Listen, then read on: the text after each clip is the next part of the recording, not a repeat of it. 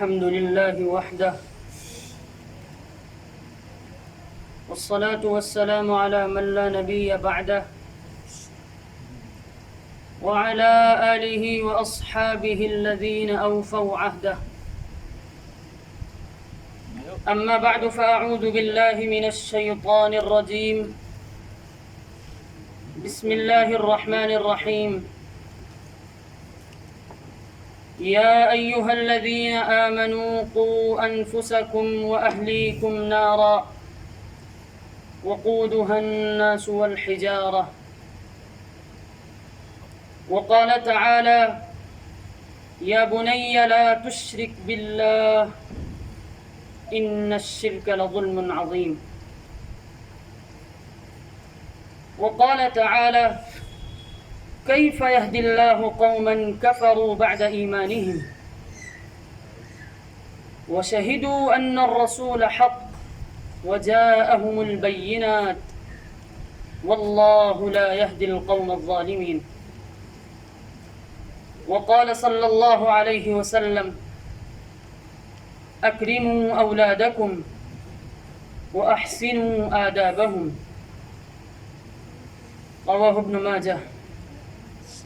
وقال صلى الله عليه وسلم: من ولدت له ابنة فلم يؤذها ولم يهنها ولم يؤثر ولده عليها يعني الذكور أدخله الله الجنة.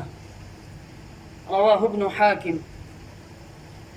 وعن ابن سعيد وابن عباس رضي الله عنهم قال رسول الله صلى الله عليه وسلم: من ولد له ولد فليحسن اسمه وأدبه فإذا بلغ فليزوجه فإن بلغ ولم يزوجه فأصاب إثما فإنما إثمه على أبيه. رواه البيهقي في شعب الإيمان.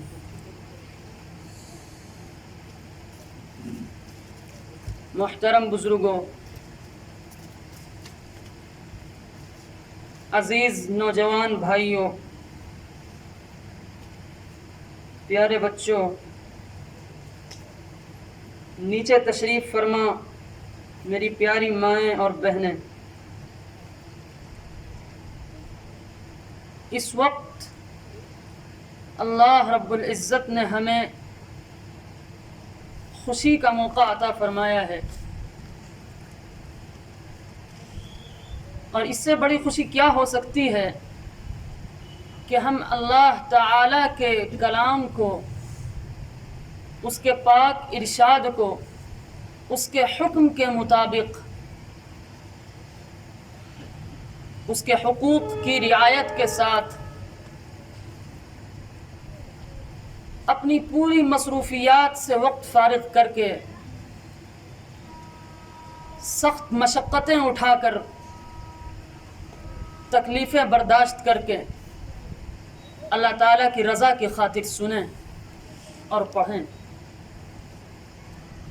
بے شک یہ ہم سب کے لیے بہت ہی خوشی کا موقع ہے کہ اللہ رب العزت نے ہمیں اس کلام کو سننے کی اور پڑھنے کی سعادت سے نوازا ہے۔ لیکن میں یہاں ایک بات صاف طور سے عرض کر دوں، حضرت امام صاحب آگے تشریف لیں، نہیں آپ آگے تشریف لیں۔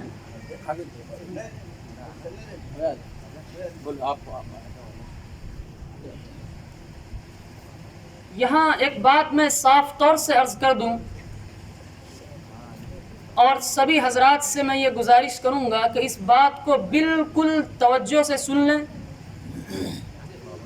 کہ آپ نے ابھی صرف اور صرف ایک سنت ادا کی ہے۔ رمضان المبارک کی 2 سنتیں ہیں تراویح میں۔ ایک یہ ہے، ادھر توجہ میری طرف رکھیں، ایک یہ ہے کہ رمضان المبارک میں پورے مہینے میں قرآن مجید پڑھا جائے اور سنا جائے تراویح میں۔ دوسری سنت یہ ہے کہ پورا قرآن مجید سنا جائے۔ ہم نے اس وقت صرف ایک سنت ادا کی ہے کہ قرآن مجید مکمل پڑھا ہے اور سنا ہے، لیکن دوسری سنت ابھی باقی ہے کہ پورے رمضان المبارک آپ کو تراویح پڑھتے رہنا ہے، سنتے رہنا ہے۔ اگر کوئی عذر، کوئی مجبوری نہیں ہے، کوئی پریشانی نہیں ہے، بلا عذر آپ نے تراویح چھوڑ دی یہ سمجھ کر کہ ہم نے قرآن سن لیا ہے، تو آپ کو جان بوجھ کر سنت مؤکدہ کے چھوڑنے کا گناہ ہوگا۔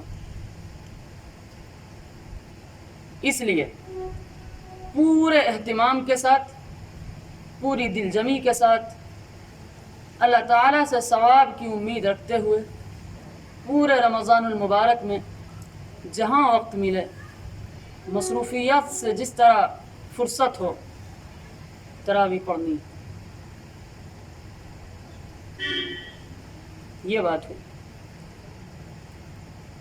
میں نے آیت کریمہ آپ کے سامنے تلاوت کی اور چند احادیث پڑھی۔ باتیں بہت تھیں، حالات یہ کہتے تھے کہ اس موضوع پر بھی بات ہو، اس پر بھی بات ہو۔ جب مسلمانوں کی کنجوسی کا عالم دیکھا کہ اپنے مالوں پر سانپ کی طرح کنڈلیاں مار مار کے بیٹھے ہیں،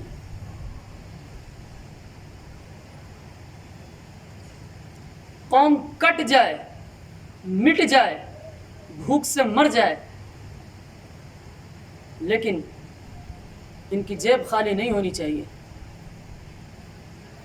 افسوسناک صورتحال ہے یہ پوری امت مسلمہ کی۔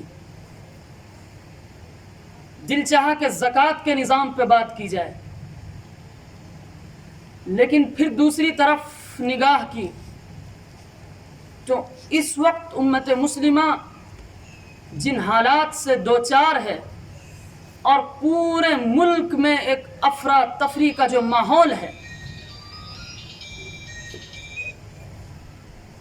کوئی وقت، کوئی دن خالی نہیں گزرتا کہ فلاں جگہ یہ ہوا اور فلاں کے ساتھ ایسا ہوا۔ وہ ساری صورتیں ٹھیک ہیں، اپنی جگہ ہیں، ان سب سے خطرناک صورتحال جو اس وقت پورے ملک میں بنی ہوئی ہے اور کووڈ-19 سے بھی خطرناک وبا کے روپ میں پورے ملک میں پھیل رہی ہے اور پھیلتی جا رہی ہے، وہ ارتداد کا فتنہ ہے۔ امت مسلمہ کا بہت بڑا طبقہ اور خاص طور سے نوجوان لڑکوں اور لڑکیوں کا طبقہ، سو کالڈ ایجوکیٹڈ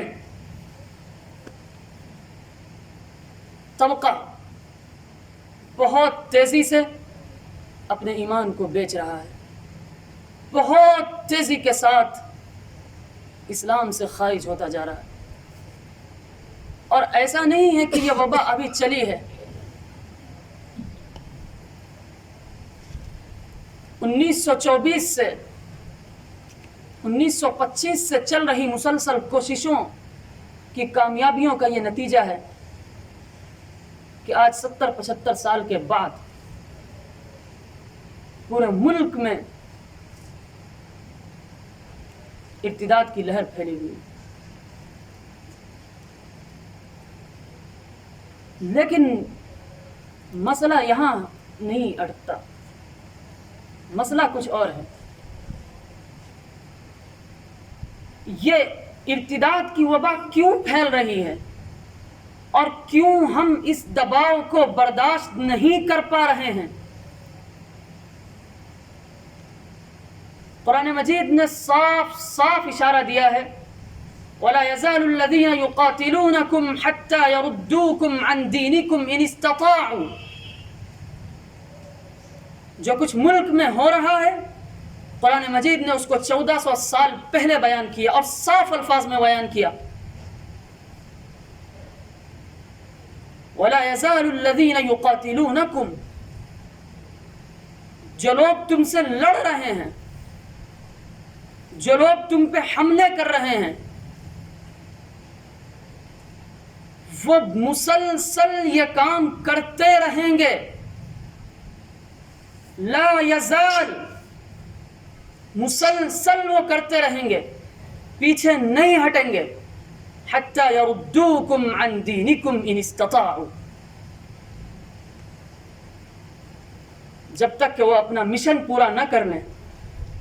اور مشن بھی اللہ رب العزت نے خود بیان کیا. مشن ان کا یہ نہیں ہے کہ وہ تمہیں تمہارے ملک سے بھگا دیں. مشن ان کا یہ بھی نہیں ہے کہ تمہارا نام و نشان مٹ جائے.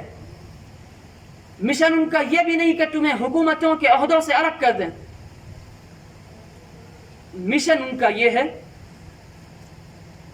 کہ تم کامیابی کا راستہ اسلام چھوڑ دو اور دنیا اور آخرت کی تباہی اپنے سر لے لو.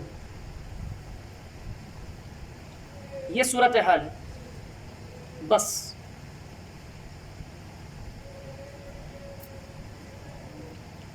یہ صورتحال کیوں پیدا ہوئی،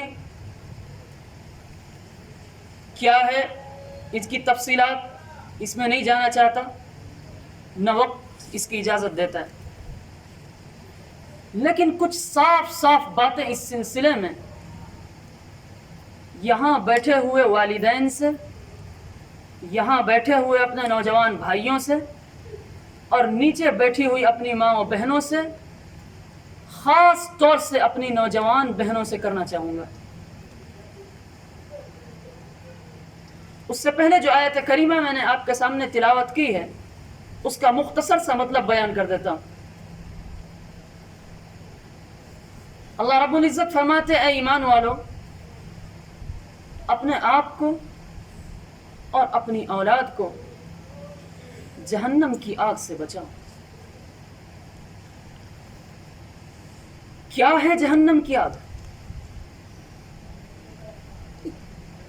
حدیث مبارکہ میں آتا ہے کہ جہنم کا جو سب سے کم درجے کا عذاب ہوگا وہ یہ ہوگا کہ ایک شخص کے پیر کے نیچے جہنم کے انگارے رکھ دیے جائیں گے، اور ایک دوسری روایت میں آتا ہے کہ آگ کا جوتا پہنایا جائے گا. اس کی وجہ سے اس کا اثر اتنا خطرناک ہوگا کہ اس کا دماغ اس طرح ابال کھائے گا جس طرح ہانڈی میں گوشت ابال کھاتا ہے.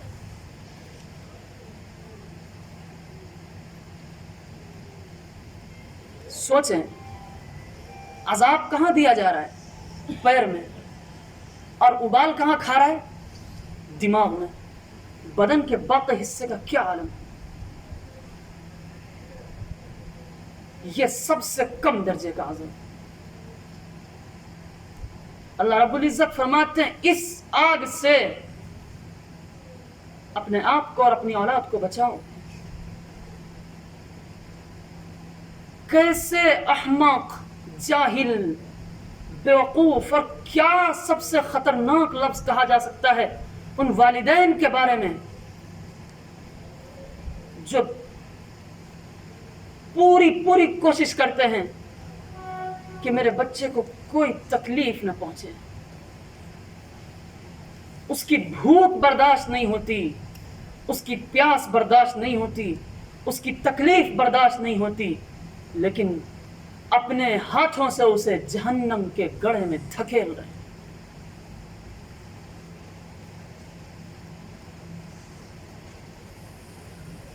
اس کے بعد جو آیت تلاوت کی میں نے، یا بنی لا تشرک باللہ ان الشرک لظلم عظیم.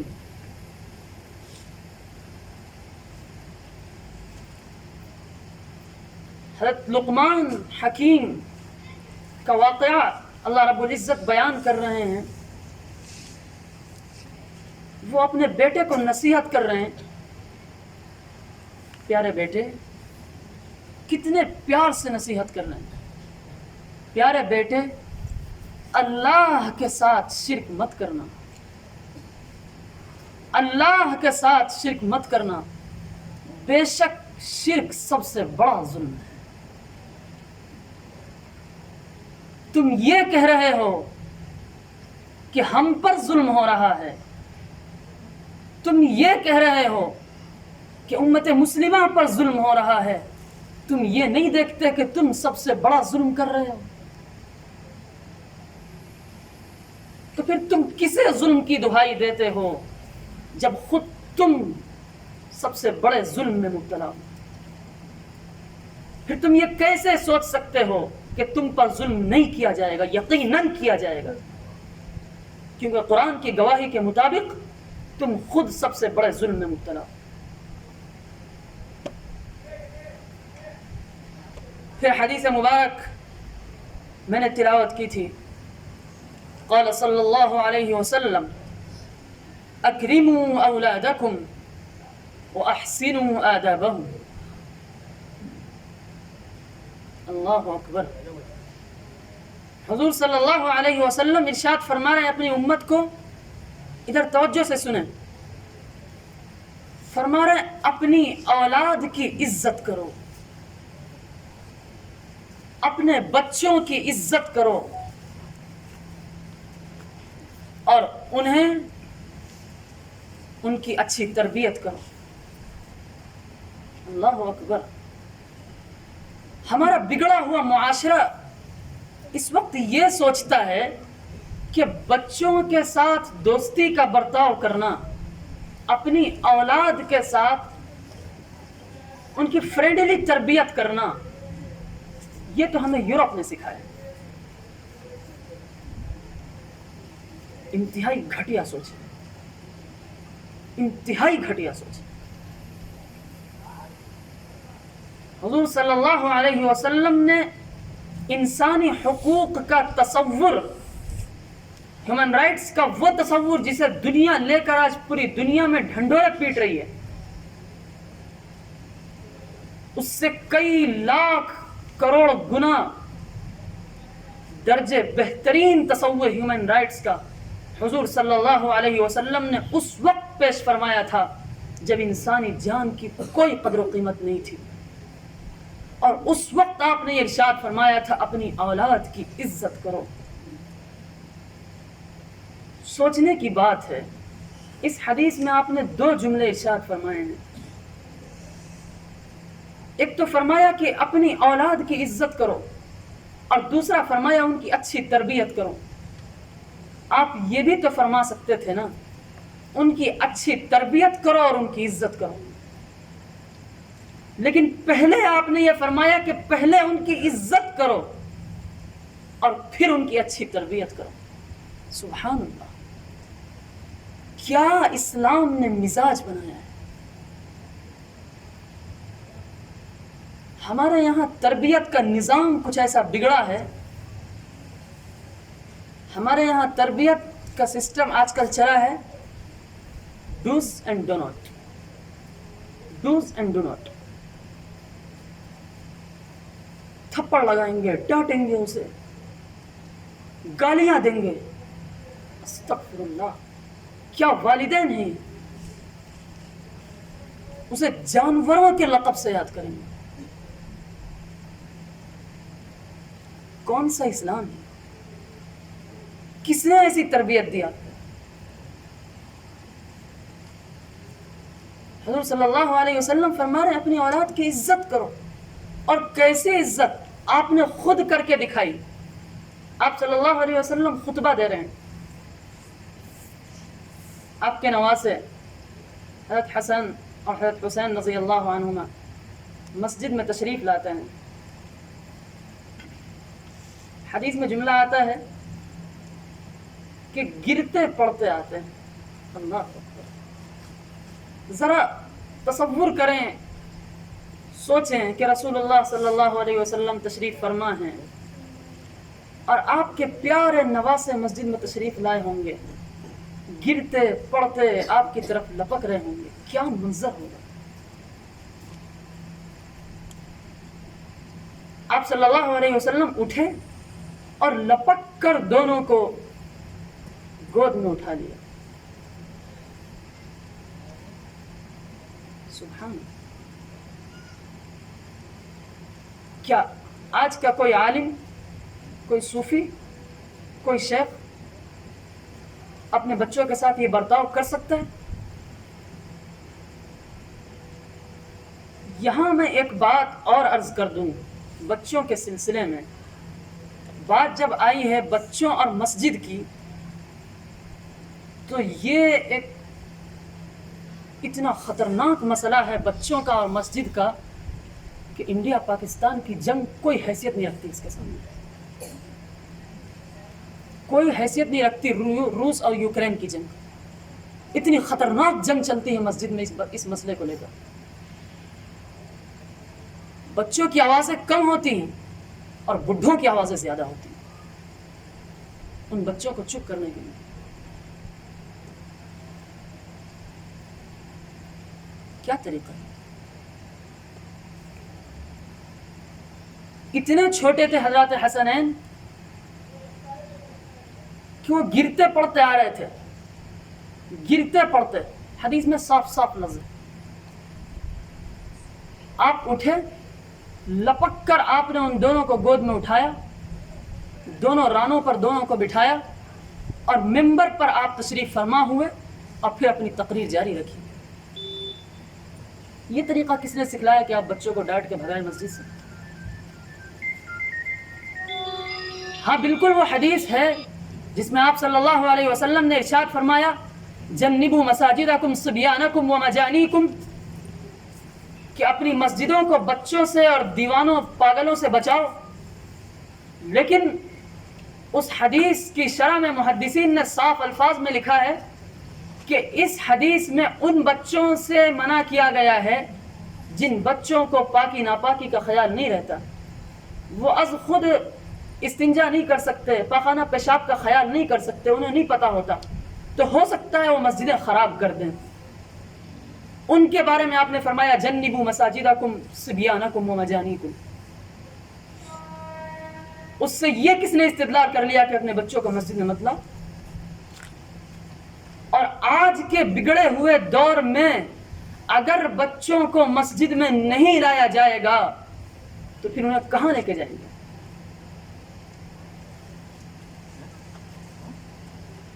ہاں یہ مسئلہ کہ بچے شرارت کرتے ہیں، پوری توجہ سے سنیں اس کو. بہت زیادہ کوتاہی ہے، ذمہ داروں کی بھی کوتاہی ہے، مسجد کے ذمہ داروں کی بھی کوتاہی ہے، بچوں کے ذمہ داروں کی بھی کوتاہی ہے اور امت کے ذمہ داروں کی بھی کوتاہی اس سلسلے میں خاص طور سے. اگر آپ بہترین انقلاب اس امت میں اگلی نسل میں لانا چاہتے ہیں، پوری توجہ سے سنیے گا اس کو،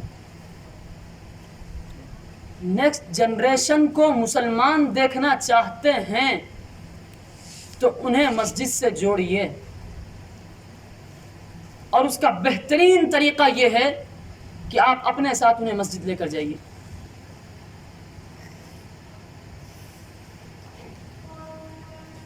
پھر یہ کہ بچے صفوں سے گزرتے ہیں، نمازیں ٹوٹ جاتی ہیں، کس نے مسئلہ بتا دیا آپ کو؟ کہاں لکھا ہے مسئلہ؟ بچے تو بیچارے مکلف ہی نہیں، شریعت کا کوئی حکم ان پہ نہیں عائد ہوتا، انہیں کچھ پتہ ہی نہیں ہے. آپ کی نماز ان کے گزرنے سے ٹوٹ جائے گی؟ کیا طریقہ؟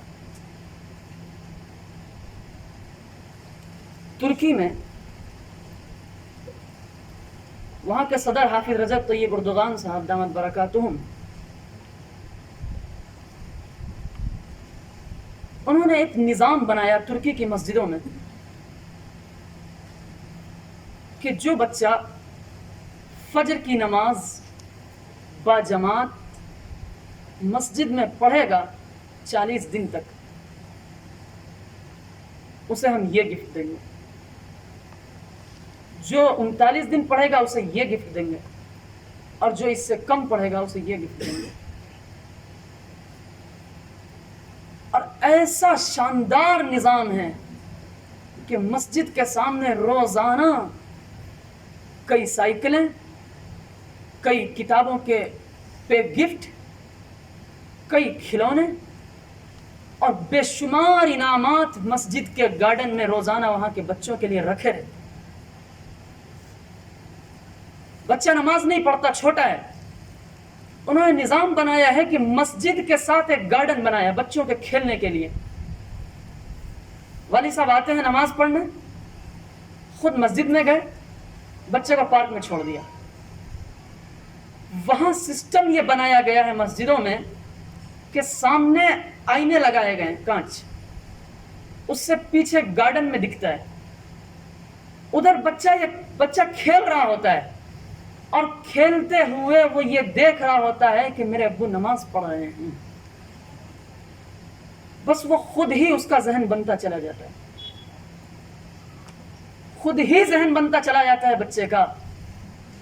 اور پھر کچھ دنوں بعد بچہ اس گارڈن میں نہیں کھیلتا، مسجد میں آ کر نماز پڑھتا ہے اور باجماعت نماز پڑھنے کا عادی ہوتا ہے.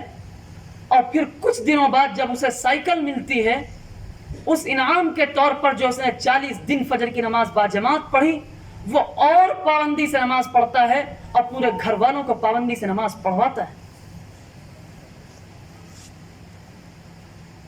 اور یہ جملہ انہوں نے نوٹس بورڈ پر ہر مسجد کے باہر لگوا دیا ہے کہ اگر اپنی اگلی نسل کو مسلمان دیکھنا چاہتے ہو تو بچوں کو مت چھوڑو مسجد میں. بچے مسجد میں نہیں آئیں گے تو وہ کہاں جائیں گے؟ وہ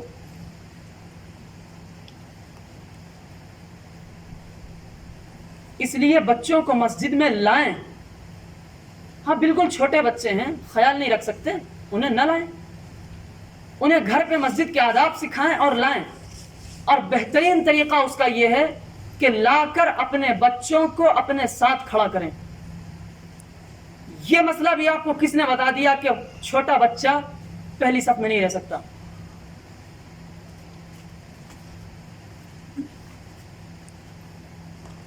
وہ ضرور آیا ہے کہ کندھے سے کندھا ملا کر کھڑے ہوں، لیکن اس کا یہ مطلب کس نے بتایا کہ کندھے سے کندھا اس لیول میں ملنا چاہیے؟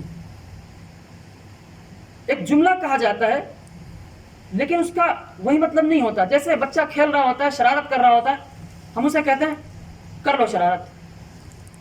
تو کر لو شرارت کا مطلب یہ تو نہیں ہوتا اور شرارت کرو تم. مطلب یہ ہوتا ہے تمہاری خبر لوں گا میں اگر تم نے شرارت بند نہیں کی.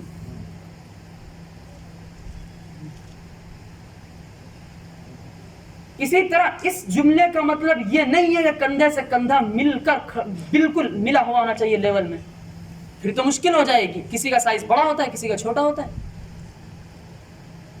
مطلب یہ ہے کہ جب تمہاری صف بالکل سیدھی رہے گی تو ہر ایک کے کندھے کا حصہ ایک دوسرے سے اٹیچ رہے گا، صف بالکل سیدھی رہے گی.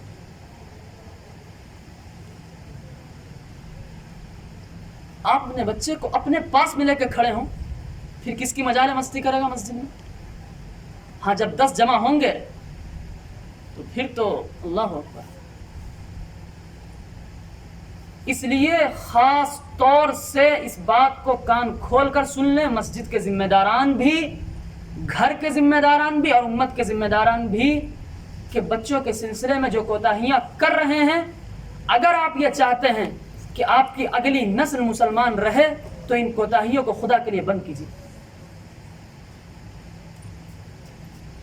اور کوئی مسئلہ نہیں ہے، جتنے جو مسئلے ہیں وہ سارے میں نے آپ کے سامنے واضح کر دیے. اس کے علاوہ کوئی مسئلہ نہیں بتا سکتا.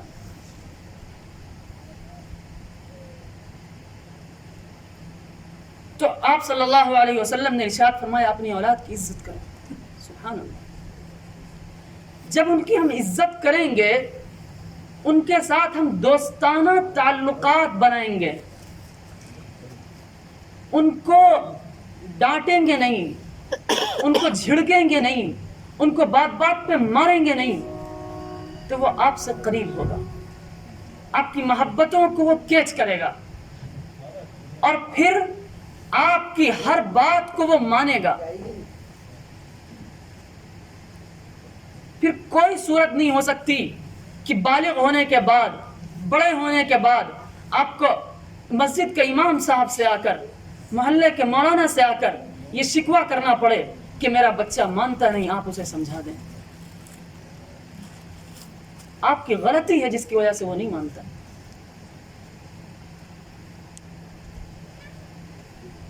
پھر آپ نے فرمایا کہ جب اس طرح دوستانہ ماحول بن جائے گا تمہارا بچوں کے ساتھ، اب ان کو ادب سلیقے سکھاؤ۔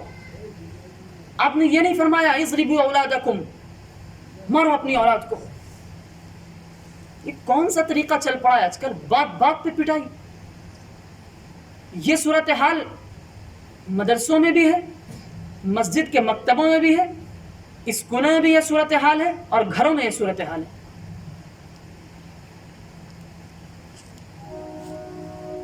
پھر نتیجہ یہ ہوتا ہے کہ بچے ماں باپ کے دشمن بن جاتے ہیں۔ میں آج کی جو بات گفتگو کر رہا ہوں خاص طور سے اللہ کی توفیق سے اس کو اس طرح مرتب کیا ہے کہ کوئی بات آسمان سے اوپر کی اور زمین سے نیچے کی نہ ہو۔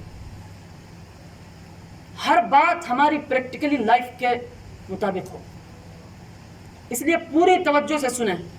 کوئی بات آسمان سے اوپر کی نہیں ہے اور کوئی زمین سے نیچے کی نہیں ہے۔ اور کوشش میں نے یہ کی ہے کہ کوئی بات یہ نہ کہنا پڑے آپ کو کہ یہ تو مولویوں کا ایک پرانا طریقہ ہے۔ میں نے آج کی ساری گفتگو سائنٹیفک اصولوں پر مرتب کی ہے، سائیکالوجی کے اصولوں پر مرتب کی ہے، اور نفسیات کے ڈاکٹرز ماہرین، Japanese and Germans doctor specialist سمجھے جاتے ہیں جو چلڈرن سائیکالوجی کے بارے میں، ان کی رپورٹیں حاصل کر کے یہ تقریر اور گفتگو مرتب کی ہے۔ بچوں کی نفسیات کو سمجھیں۔ جب آپ انہیں ڈانٹتے ہیں، بات بات پر مارتے ہیں، جھڑکتے ہیں، تو بچے آپ سے کبھی بھی قریب نہیں ہو سکتے، اور وہ آپ کی ہر بات کو اگنور کریں گے۔ انسان کا مائنڈ ہی کچھ ایسا ہے، یہ فرینڈلی رہنا چاہتا ہے۔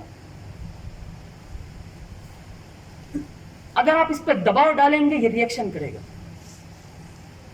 یہ بالکل سیدھا اصول ہے۔ آپ جتنی تیزی سے گیند ماریں گے اتنی تیزی سے واپس آئے گی۔ کیوں؟ آپ نے مار مار کر، ڈانٹ ڈانٹ کر اس کے دماغ کو سخت کر دیا۔ اب اس کا دماغ آپ کی کوئی بات کیچ نہیں کر رہا، اب ہر بات بونس بال ہوتی ہے، اچھلتی ہے، جتنی تیزی سے ماریں گے اتنی تیزی سے اوپر اچھلے گی، وہ ایکسیپٹ نہیں کر سکتی اسے۔ یہی ہوتا ہے کہ بچے کا دماغ مار کھاتے کھاتے، ڈانٹ سنتے سنتے، جھڑکیاں سنتے سنتے ایسا ہو جاتا ہے کہ پھر وہ آپ کی اچھی باتوں کو بالکل بھی قبول نہیں کرتا، الٹا ری ایکشن کرتا ہے وہ، اور پھر آپ یہ شکایتیں کرتے ہیں کہ بات نہیں مانتا، اور پھر یہ نوبت آتی ہے اس کو بیان نہیں کیا جا سکتا۔ اس لیے اپنی اولاد کی بہترین تربیت کا سب سے پہلا اصول یہ ہے جو رسول اللہ صلی اللہ علیہ وسلم نے ہمیں عطا فرمایا ہے کہ اپنی اولاد کے ساتھ دوستانہ تعلقات بناؤ،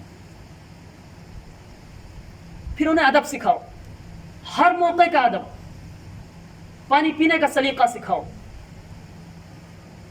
کھانا کھانے کا سلیقہ سکھاؤ، بات کرنے کا سلیقہ سکھاؤ، بڑوں کا ادب سکھاؤ، چھوٹوں کے ساتھ رہنے کا سلیقہ سکھاؤ، دوستوں کے ساتھ رہنے کا سلیقہ سکھاؤ، گھر کی چیزوں کو کس طریقے سے رکھنا ہے اس کا سلیقہ سکھاؤ، گھر میں کیسے رہنا ہے اس کا سلیقہ سکھاؤ، گھر سے باہر کیسے رہنا ہے اس کا سلیقہ سکھاؤ، رشتہ داروں کے ساتھ کیسے رہنا ہے اس کا سلیقہ سکھاؤ۔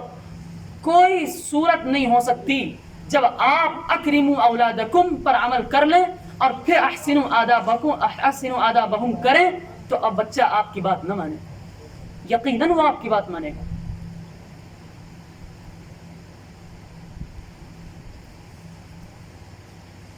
اور دیکھیں بچے کی تربیت، اب میں بات خواتین کی طرف موڑ رہا ہوں۔ بچے کی تربیت جو شروع ہوتی ہے وہ ہم یہ سمجھتے ہیں کہ 6 سال 7 سال بعد شروع ہوتی ہے، بالکل غلط ناواقفیت پر مبنی سوچ ہے۔ مزاج کچھ ایسا بن گیا ہے پوری امت کا اس وقت نہ کچھ جانتے ہیں نہ سمجھتے ہیں. میں دین کی بات نہیں کر رہا ہوں, دین کی بات بالکل بھی نہیں. میں یہ نہیں کہہ رہا ہوں دین نہیں جانتے.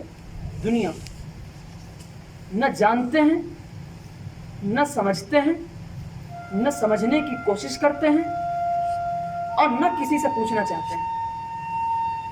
نہ سلیقہ خود جانتے ہیں اور نہ سلیقہ سکھانا جانتے ہیں. تو پھر وہ قوم کیسے جنم لے سکتی ہے جو انقلاب لائے گی؟ یہ جو سوچ لیا آپ نے کہ 7 سال کے بعد اس کی تربیت شروع کریں گے. 7 سال عمر کا وہ مرحلہ ہوتا ہے کہ اب اس کی تربیت کا زمانہ ختم ہو گیا. اب آپ تربیت بالکل بھی نہیں کر سکتے. بچے کی تربیت شروع ہوتی ہے اس دن سے جس دن سے اس کا جرثومہ بننا شروع ہوتا ہے ماں کے پیٹ کے اندر. خواتین اب ذرا غور سے سنیں. اور یہ سائنٹسٹ حضرات نے صاف انکشافات کیے ہیں کہ جو بچہ ماں کے پیٹ میں ہے وہ بھی ماں سے باتیں کر سکتا ہے, اس کی ہر بات کو کیچ کر سکتا ہے. چنانچہ پریگننسی کے دور میں ماں جن عادتوں کو اپناتی ہے, وہ جن حالات سے گزرتی ہے, بچہ اندر ان چیزوں کو ایکسپٹ کرتا ہے اور اپنے اندر انہیں لیتا چلا جاتا ہے اسی وقت سے. چنانچہ یہ جو آپ نے واقعات سنے اور سنتے رہتے ہیں کہ فلاں بزرگ کے یہاں بیٹا پیدا ہوا تو 15 پارے کا حافظ پیدا ہوا, فلاں بزرگ کے یہاں بیٹا پیدا ہوا تو پورا قرآن کا حافظ پیدا ہوا. ہم یہ سوچتے ہیں یا اللہ وہ بزرگ تھے, کرامتیں ان سے صادر ہوتی تھیں, وہ لوگ تھے اور بس وہی کچھ تھا. اللہ کے بندوں یہ کرامتیں نہیں ہیں, یہ سائنٹیفک سائیکولوجک اصول ہیں جو آج کھل کر سامنے آ رہے ہیں. اس کو آپ نے کرامت کا نام دے دیا اور یہ سمجھ لیا کہ یہ ہم سے نہیں ہو سکتا. سارا ایمان, سارا دین, سارا تقوی ان کے لیے تھا, وہ کر کے چلے گئے. دین اتنا مشکل نہیں ہے جتنا مشکل ہم نے بنا لیا اس وقت. میں پھر صاف لفظوں میں کہنا چاہتا ہوں امت کے اور قوم کے ذمہ داروں سے کہ دین کو آسان بنائیے. یہ کیا ہے بھائی؟ دین سیکھنے کے لیے نکلنا پڑے گا. انسان اپنی تجارت کو بند کر دے گا, ماں اپنے گھر کے سارے کام چھوڑ دے گی, خواتین اپنے گھر کے سارے کام چھوڑ دیں گی, ساری مصروفیات ایک طرف رکھ دیں گی. کون سا دین سکھا رہے ہیں آپ نے؟ یہ کون سا دین ہے جو گھروں میں نہیں گھس سکتا؟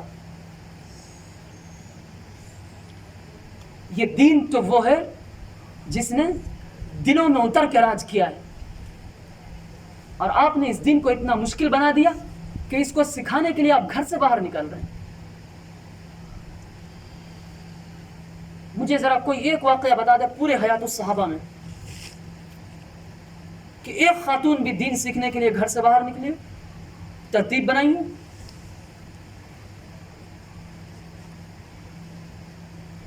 کوئی ایک واقعہ دکھائیں کہ کسی صحابیہ نے بیان کیا ہو پورے حیات الصحابہ میں, پورے حدیث کے ذخیرے میں کوئی بھی دکھائے. اتنا مشکل کیوں بنا دیا بھائی ہم نے دین کو؟ دین کو اپنی مرضی کے تابع کر لیا ہے. دین وہ ہے جو میں چاہتا ہوں.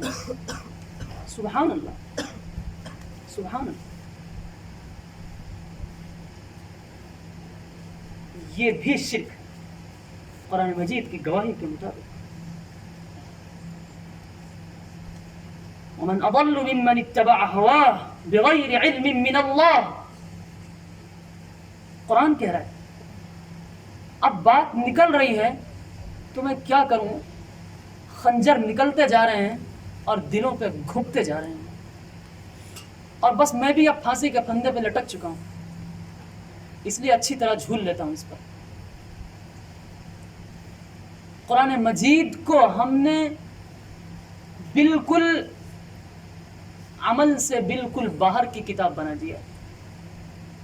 قرآن مجید صرف گھروں میں برکت کے لیے رہ گیا ہے، بچوں کو اس لیے پڑھانے کے واسطے رہ گیا ہے کہ ہم مسلمان ہیں، ایک کتاب ہمیں ملی ہے، ایک فارمیلٹی ہمیں نبھانی ہے، اور دینداروں نے اس کو دین کا پیشہ بنا لیا ہے۔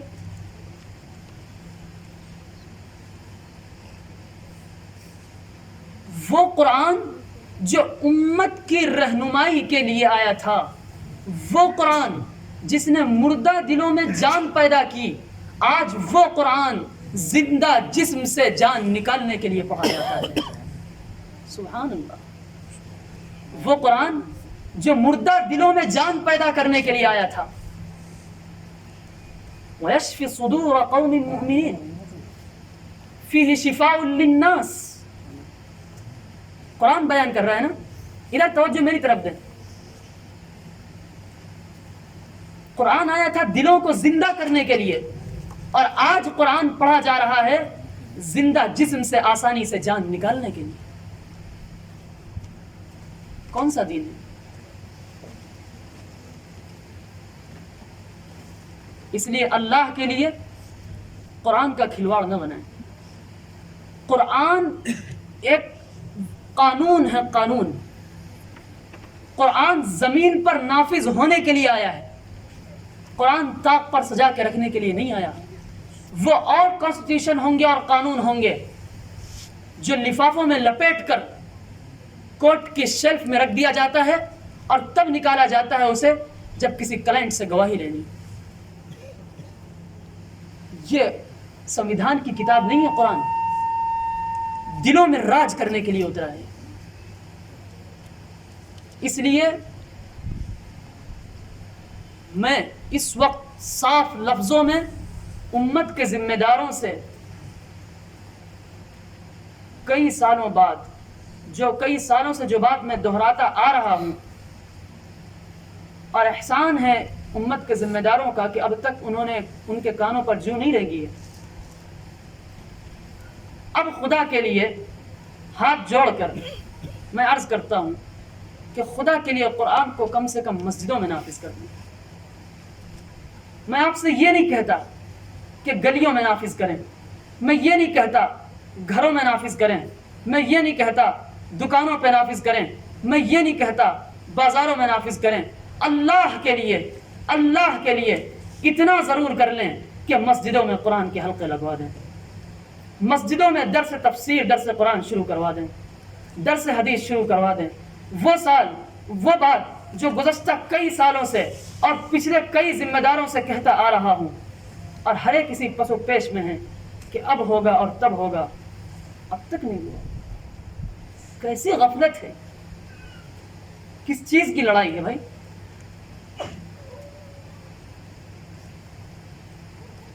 اس لیے اس قرآن مجید کو سمجھنے اور سمجھانے کا پورا نظام بنائیں، ہر ایک کی ذمہ داری ہے۔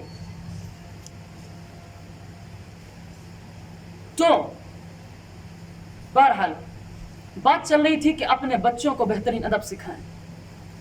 اب دیکھیں کیسے کیسے انعامات خود حضور صلی اللہ علیہ وسلم نے ارشاد فرمایا من ولدت له ابنة فلم يؤذيها ولم يهنها، جس شخص کے یہاں کوئی بیٹی پیدا ہو پھر وہ ساری زندگی اسے تکلیف نہ دے۔ سبحان اللہ، مبارک ہو بہنوں، مبارک ہو خواتین۔ حضور صلی اللہ علیہ وسلم خود خواتین کی وکالت فرما رہے ہیں۔ اپنے عظمت کو، اپنے مقام کو پہچانے تو صحیح خواتین۔ حضور صلی اللہ علیہ وسلم نے جگہ جگہ خواتین کی وکالت فرمائی ہے، جگہ جگہ۔ آپ نے فرمایا جس کے یہاں بیٹی پیدا ہو پھر وہ ساری زندگی اسے کوئی تکلیف نہ دے، اس کی توہین نہ کرے. اور یہ جملہ جو آگے آپ صلی اللہ علیہ وسلم نے ارشاد فرمایا، پوری توجہ سے سنیں. وَلَمْ يُؤْثِرْ وَلَدَهُ عَلَيْهَا، اپنے لڑکوں کو اس لڑکی پر ترجیح نہ دے. سبحان اللہ، کیا عدل اور کیا انصاف آپ نے سکھایا. انصاف عدالتوں سے نہیں اٹھتا، یہ بات یاد رکھیں. انصاف عدالتوں سے نہیں اٹھتا، انصاف گھروں سے اٹھتا ہے. یہاں جب ظلم ہوتے ہیں گھروں میں، تو پھر عدالتوں میں بھی ظلم ہوتے ہیں. قدرت کا قانون بڑا عجیب، ایسا نیٹ ورک جڑا ہوا ہے. بالکل ایک سسٹم ڈیمیج ہوتا ہے تو نیچے سے اوپر تک ڈیمیج ہوتا ہے. بس وہ ہمارا تھاٹ پروسیس ہوتا ہے. ایک نیگیٹو سوچتا ہے اور وہ یہ سمجھتا ہے کہ ظلم وہاں سے ہو رہا ہے. ایک پازیٹو سوچتا ہے اور وہ یہ دیکھتا ہے کہ ظلم تو یہاں ہو رہا ہے. بس اسلام کا یہی مزاج ہے. اسلام کا مزاج سمجھ لیں، یہی دینداری ہے. دین کوئی مشکل کام نہیں ہے. اب دیکھیں آپ نے کیا خوشخبری دی اس پر. اس کی توہین نہ کرے، اس کے حقوق کا پورا خیال کرے، اپنے لڑکوں کو اس پر ترجیح نہ دے. حضور صلی اللہ علیہ وسلم فرماتے ہیں ادخلہ اللہ الجنہ، اللہ تعالیٰ اسے جنت میں داخل کریں گے. یہ ہے دین، یہ ہے دین. بیٹیوں کے ساتھ اچھا برتاؤ کرو، جنت ملے گی. یہ کون سا دین ہے کہ جنت کے لیے کہیں نکلنا پڑے گا؟ گھر میں بیٹھے جنت مل رہی ہے. گھر کا ماحول خوشگوار بناؤ. حضور صلی اللہ علیہ وسلم نے جنت کی ضمانت لی ہے.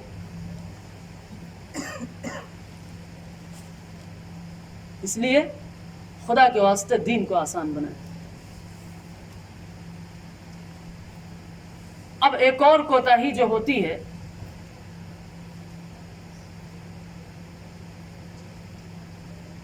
وہ یہ ہوتی ہے، اس کی طرف حضور صلی اللہ علیہ وسلم نے اشارہ فرمایا من ولد له ولد فلیحسن اسمہ. جس کے یہاں کوئی بچہ پیدا ہو، توجہ ہے سنیں بھائی کیا مسئلہ ہے.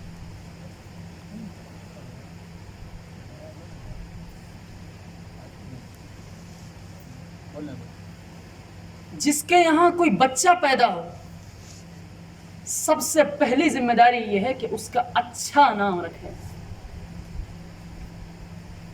اور آج کل ہمارے یہاں ناموں کا بھی جو فیشن چل پڑا ہے، اللہ اکبر، ایسے ایسے نام سامنے آتے ہیں جو نہ کسی فرشتے کے ہیں، نہ کسی شیطان کے ہیں، نہ کسی جنات کے ہیں.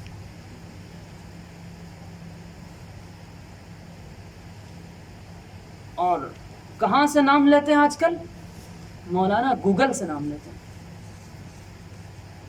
مفتی گوگل سے نام لیتے ہیں. سبحان اللہ، سبحان اللہ. اللہ کے بندو، ظلم مت کرو اپنے بچوں پر. اللہ کی بندیوں، ظلم مت کرو اپنے بچوں پر. ناموں کا کریکٹر پر سب سے گہرا اثر پڑتا ہے. سب سے گہرا اثر نام کا پڑتا ہے کریکٹر پر. کیا آپ کو زینب کا کردار اچھا نہیں لگتا؟ کیا فاطمہ کا کردار آپ کو اچھا نہیں لگتا؟ کیا محمد کا کردار آپ کو اچھا نہیں لگتا؟ کیا حسن اور حسین کا کردار اچھا نہیں لگتا؟ کیا عبداللہ بن زبیر کا، عبداللہ بن عباس کا، عبداللہ بن مسعود کا کردار آپ کو اچھا نہیں لگتا؟ کیا خولہ اور خنسا کا کردار آپ کو اچھا نہیں لگتا؟ کیا عائشہ کا کردار اچھا نہیں لگتا؟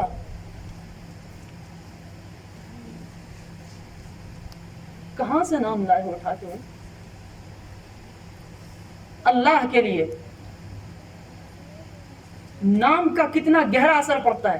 صرف انسان پر نہیں جانوروں پر بھی اثر پڑتا ہے. میں ایک واقعہ عرض کروں, لطیفہ سمجھ لیں اس کو آپ. ایک شیعہ تھا اور شیعوں پر اللہ تعالیٰ کا ایسا عذاب ہے کہ اللہ تعالیٰ نے ان کے دلوں میں صحابہ, خاص طور سے شیخین خلفائے راشدین, ان میں سے حضرت ابو بکر, حضرت عمر اور حضرت عثمان, ان کا بغض, ان کی طرف سے نفرت شیعوں کے دل میں اللہ تعالیٰ نے بیٹھا دیا. یہ ان کا عذاب ہے, ان پر اللہ تعالیٰ کا عذاب ہے. اور یاد رکھیں, اگر کسی بھی صحابی کے بارے میں ذرہ برابر بھی کوئی شک اور شبہ کسی بھی مسلمان کے دل میں پیدا ہو گیا, وہ سمجھ لے اس کی الٹی گنتی شروع ہو چکی. اور پھر اس شخص کے بارے میں نفرت, افضل الناس بعد الانبیاء, نبیوں کے بعد جو سب سے افضل ذات ہے, اس کی نفرت جس کے دل میں پیدا ہو جائے پھر نہیں بچ سکتا وہ. تو اس شیعہ نے چونکہ بغض تھا, نفرت تھی. اب دیکھیں آج کل کیا ہوتا ہے بھائی, اگر کسی مسلمان کو نفرت ہو کسی شخص سے تو اس کو کسی گندے نام سے پکارتا ہے. مثلا کوئی بیوقوف شخص ہے تو اسے مودی کے نام سے پکار دے. بیوقوف ہے, احمق ہے, جاہل ہے, تو کہتے او مودی. مطلب یہ ہے کہ کچھ اثر لیا ہے تو نے وہاں سے. تو اسی طرح جب کسی کو کسی سے نفرت ہوتی ہے تو کسی غلط جگہ پر اس نام کو لگاتا ہے وہ. چنانچہ اس شیعہ نے, اس کے پاس 2 گدھے تھے. اب اس شیعہ نے یہ گستاخی کی کہ ایک گدھے کا نام ابو بکر رکھا نعوذ باللہ, اور ایک گدھے کا نام عمر رکھا. اور اتفاق کی بات ہے کہ یہ شیعہ پڑوسی تھا امام ابو حنیفہ کا. ایک مرتبہ یہ ہوا کہ وہ شیعہ مر گیا اچانک. بھیڑ بھاڑ ہوئی, امام صاحب گھر تشریف لائے, مسجد سے پڑھا کے آئے. پوچھا بھائی کیا بات ہے؟ کہا جی وہ خبیث ملعون شیعہ مر گیا. پوچھا اوہو کیسے مر گیا؟ لوگوں نے کہا کہ حضرت وہ جو 2 گدھے صاحبان تھے اس میں سے ایک گدھے نے اسے ایسی لات ماری کہ وہ مر گئے. اب دیکھیں کیا علم تھا, کیا ذوق دیا تھا اللہ تعالیٰ نے ہمارے اکابر کو. حضرت امام ابو حنیفہ رحمۃ اللہ علیہ کی فراست فوراً سمجھ گئی اور آپ نے ارشاد فرمایا جاؤ تحقیق کر لو, میں قسم کھا کے کہہ سکتا ہوں اس کو اسی گدھے نے لات مارا ہے جس کا نام اس نے عمر رکھا تھا. جب تحقیق کی گئی تو پتہ چلا واقعتاً اسی گدھے نے لات ماری تھی, اور ایسی لات ماری تھی کہ پھر وہ برداشت نہیں کر سکا. اب دیکھیں حضرت عمر رضی اللہ تعالی عنہ, اسلام کی تلوار بالکل برداشت نہیں ہوتا تھا انہیں, گستاخی بالکل برداشت نہیں اسلام کے بارے میں, اتنے سخت تھے. اسلام کے بارے میں اس سختی کا اثر انسانوں میں تو آتا ہی آتا, لیکن اس نے جس جانور پر اس نام کو چسپاں کر دیا, اس نام کا لیبل اس پر لگا دیا, اس جانور میں بھی یہ اثر آیا کہ اس دین کے بارے میں اس کے اندر بھی سختی پیدا ہو گئی. جب جانوروں میں نام کا اثر پڑتا ہے تو پھر انسانوں میں کیوں نہیں پڑے گا؟ اللہ کے لیے اچھے نام رکھیں. کیا آپ کو یہ نہیں پسند کہ آپ کا بچہ اللہ کا بندہ بن کر رہے؟ آپ کو یہ نہیں پسند کہ آپ کا بچہ صلاح الدین ایوبی بنے؟ آپ کو یہ نہیں پسند کہ آپ کا بچہ طارق بن زیاد بنے؟ آپ کو یہ نہیں پسند کہ آپ کا بچہ امام بخاری بنے؟ آپ کو یہ نہیں پسند کہ آپ کا بچہ امام ابو حنیفہ بنے؟ آپ کو یہ نہیں پسند کہ آپ کی بچی زینب بنے, فاطمہ بنے, خولہ بنے, خنسا بنے, ام کلثوم بنے, رقیہ بنے؟ ان کا کردار اچھا نہیں لگتا آپ کو؟ ابھی بھی جنہوں نے اپنے بچوں کے نام غلط رکھے ہوئے ہیں یا صحیح علماء سے مشورہ کر کے نہیں رکھا، ابھی بھی وہ اپنے بچوں کے نام بدل دیں، پہلی فرصت میں بدلیں۔ آپ نے فرمایا فَلْيُحْسِنِ اسْمَهُ، آگے آپ نے فرمایا وَأَدَبَهُ، اب دوسرے نمبر پہ باری آتی ہے سلیقہ سکھاؤ اسے۔ قرآن مجید بعد میں، دین کی بنیادی باتیں بعد میں، زندگی جینے کا سلیقہ سکھاؤ، انسان بناؤ اسے، اس کو کیسے رہنا چاہیے، کیا ڈھنگ ہونے چاہیے، اس کے بال کیسے ہونے چاہیے، کپڑے کیسے ہونے چاہیے، ناخن کیسے ہونے چاہیے، اس کے بات کرنے کا طریقہ کیا ہونا چاہیے، اس کے کھانا کھانے کا طریقہ کیا ہونا چاہیے۔ یہ چیزیں کوئی مدرسے میں نہیں سکھائے گا، یہ چیزیں ماں سکھاتی ہے، ماں۔ اب سبحان اللہ ہمارے گھروں کا مزاج کیا بنا ہوا اس وقت، کھانا کھانے بیٹھتے ہیں تو بغیر شیطان کے کھانا بھی ہضم نہیں ہوتا، پہلے سامنے ٹی وی چاہیے۔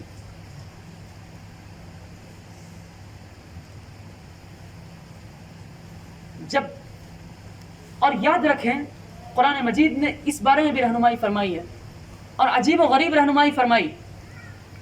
اللہ تعالیٰ فرماتے ہیں یا ایھا الرسول کلوا من الطیبات واعملوا صالحا۔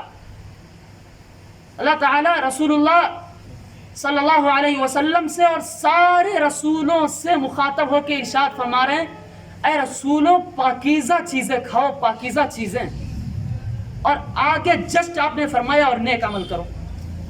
مفسرین نے لکھا ہے کہ نیک عمل کی توفیق ملے اس کے لیے پاکیزہ غذائیں کھانا ضروری ہیں، یہ قرآن نے بیان کیا۔ بچہ نیک بنے، سب سے پہلی فرصت میں انہیں نیک غذا دیں۔ کیا کیسے کیسے واقعات ہم سب کے خواجہ معین الدین چشتی رحمۃ اللہ علیہ، اللہ اکبر، ہم نے بزرگوں تک کو نہیں چھوڑا، شرک کے اڈے ان کے نام پر کھول دیے۔ کیسے بزرگ تھے، پڑھو تو صحیح اللہ کے بندو، کئی لاکھ لوگوں نے ان کے ہاتھ پر اسلام قبول کیا، کئی لاکھ لوگوں نے، ہندوستان کی قسمت بدل دی انہوں نے۔ ایک سفر پہ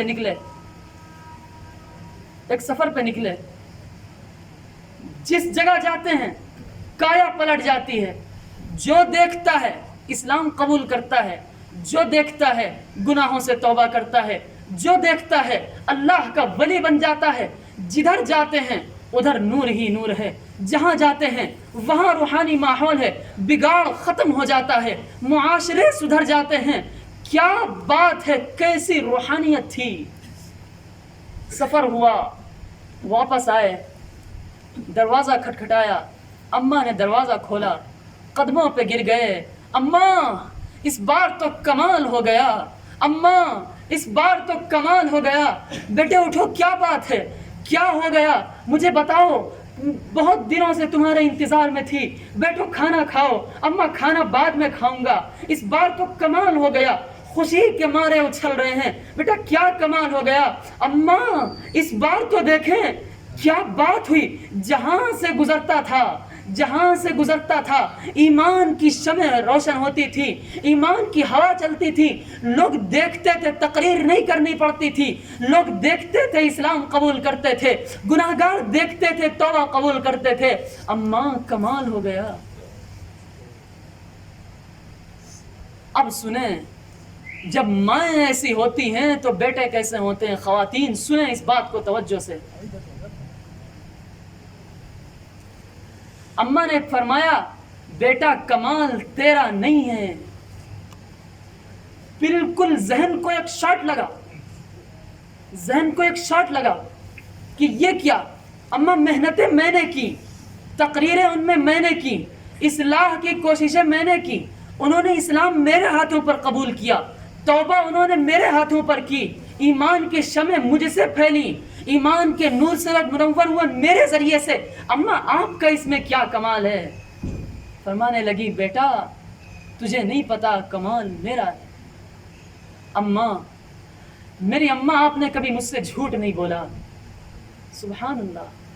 جب مائیں ایسی ہوتی تھی تو بیٹوں سے پھر اسلام اور ایمان کی فضائیں پھیلتی تھی. بیٹا گواہی دے رہا, اماں مجھے معلوم ہے آپ نے کبھی بھی مجھ سے جھوٹ نہیں بولا, مذاق میں بھی مجھ سے جھوٹ نہیں بولا, لیکن اماں میں کم سمجھ ہوں, مجھے کم سمجھ آتی ہے, آپ مجھے سمجھا دیں کہ آپ کا اس میں کیا کمال ہے. اماں توجہ رکھیں, سنیں غور سے اس بات کو. اماں کہتی ہیں بیٹا میں نے تجھے جب بھی دودھ پلایا کبھی بھی بے وضو دودھ نہیں پلایا, ہمیشہ تجھے وضو کر کے میں نے دودھ پلایا ہے. جب بچے کے منہ میں غذا ایسی پاک روحانی جاتی ہے تو پھر اس کے اثرات بھی ایسے روحانی آتے ہیں. اور جب صورتحال یہ ہو کہ کسی شیطان, بدچلن, خبیث اور ملعون مرد اور ملعون عورت کے ناچ گانے کو, اس کے غلط قسم کی حرکتوں کو ماں سامنے دیکھ رہی ہو, غلط قسم کی باتیں کر رہی ہو, فحاشیوں میں مبتلا ہو, سود کھا رہی ہو, سود کے پیسے سے رزق اسے خود کھا رہی ہو اور پھر اس پیسوں سے اس رزق سے پیدا ہونے والا دودھ پلا رہی ہو, تو یقیناً پھر آپ کے وہ بچے جنم لیں گے جن سے معاشرہ تباہ ہوگا, جن سے عزتیں نیلام ہوں گی, جو آپ کو سر بازار رسوا کریں گے. پھر وہ بیٹیاں جنم لیں گی جو آپ کی عزتوں کو بازاروں میں نیلام کریں گی, آپ کی عزتوں کا کوئی خیال نہیں رکھ کر اپنی ہوس کو پورا کرنے کی خاطر ایک خبیث ملعون گندے لڑکے کے ساتھ پھر وہ اپنی ہوس کو پوری کرے گی, اور پھر اس کا جی وہاں بھی نہیں بھرے گا. تو پھر جس پر اللہ کی لعنت قیامت تک کے لیے اترتی ہے, خبیث کافر کے ساتھ وہ بھاگے گی اور اپنا بھی منہ کالا کرے گی, آپ کا بھی منہ کالا کرے گی اور پورے معاشرے کو رسوا کرے گی. اگر میں ایسی ہوں, کتنے واقعات بتاؤں.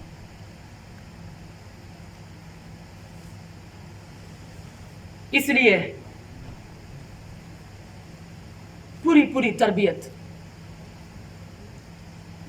ایک ایک لفظ جو آپ بولتے ہیں گھروں میں, بچہ اس کا پورا اثر قبول کرتا ہے.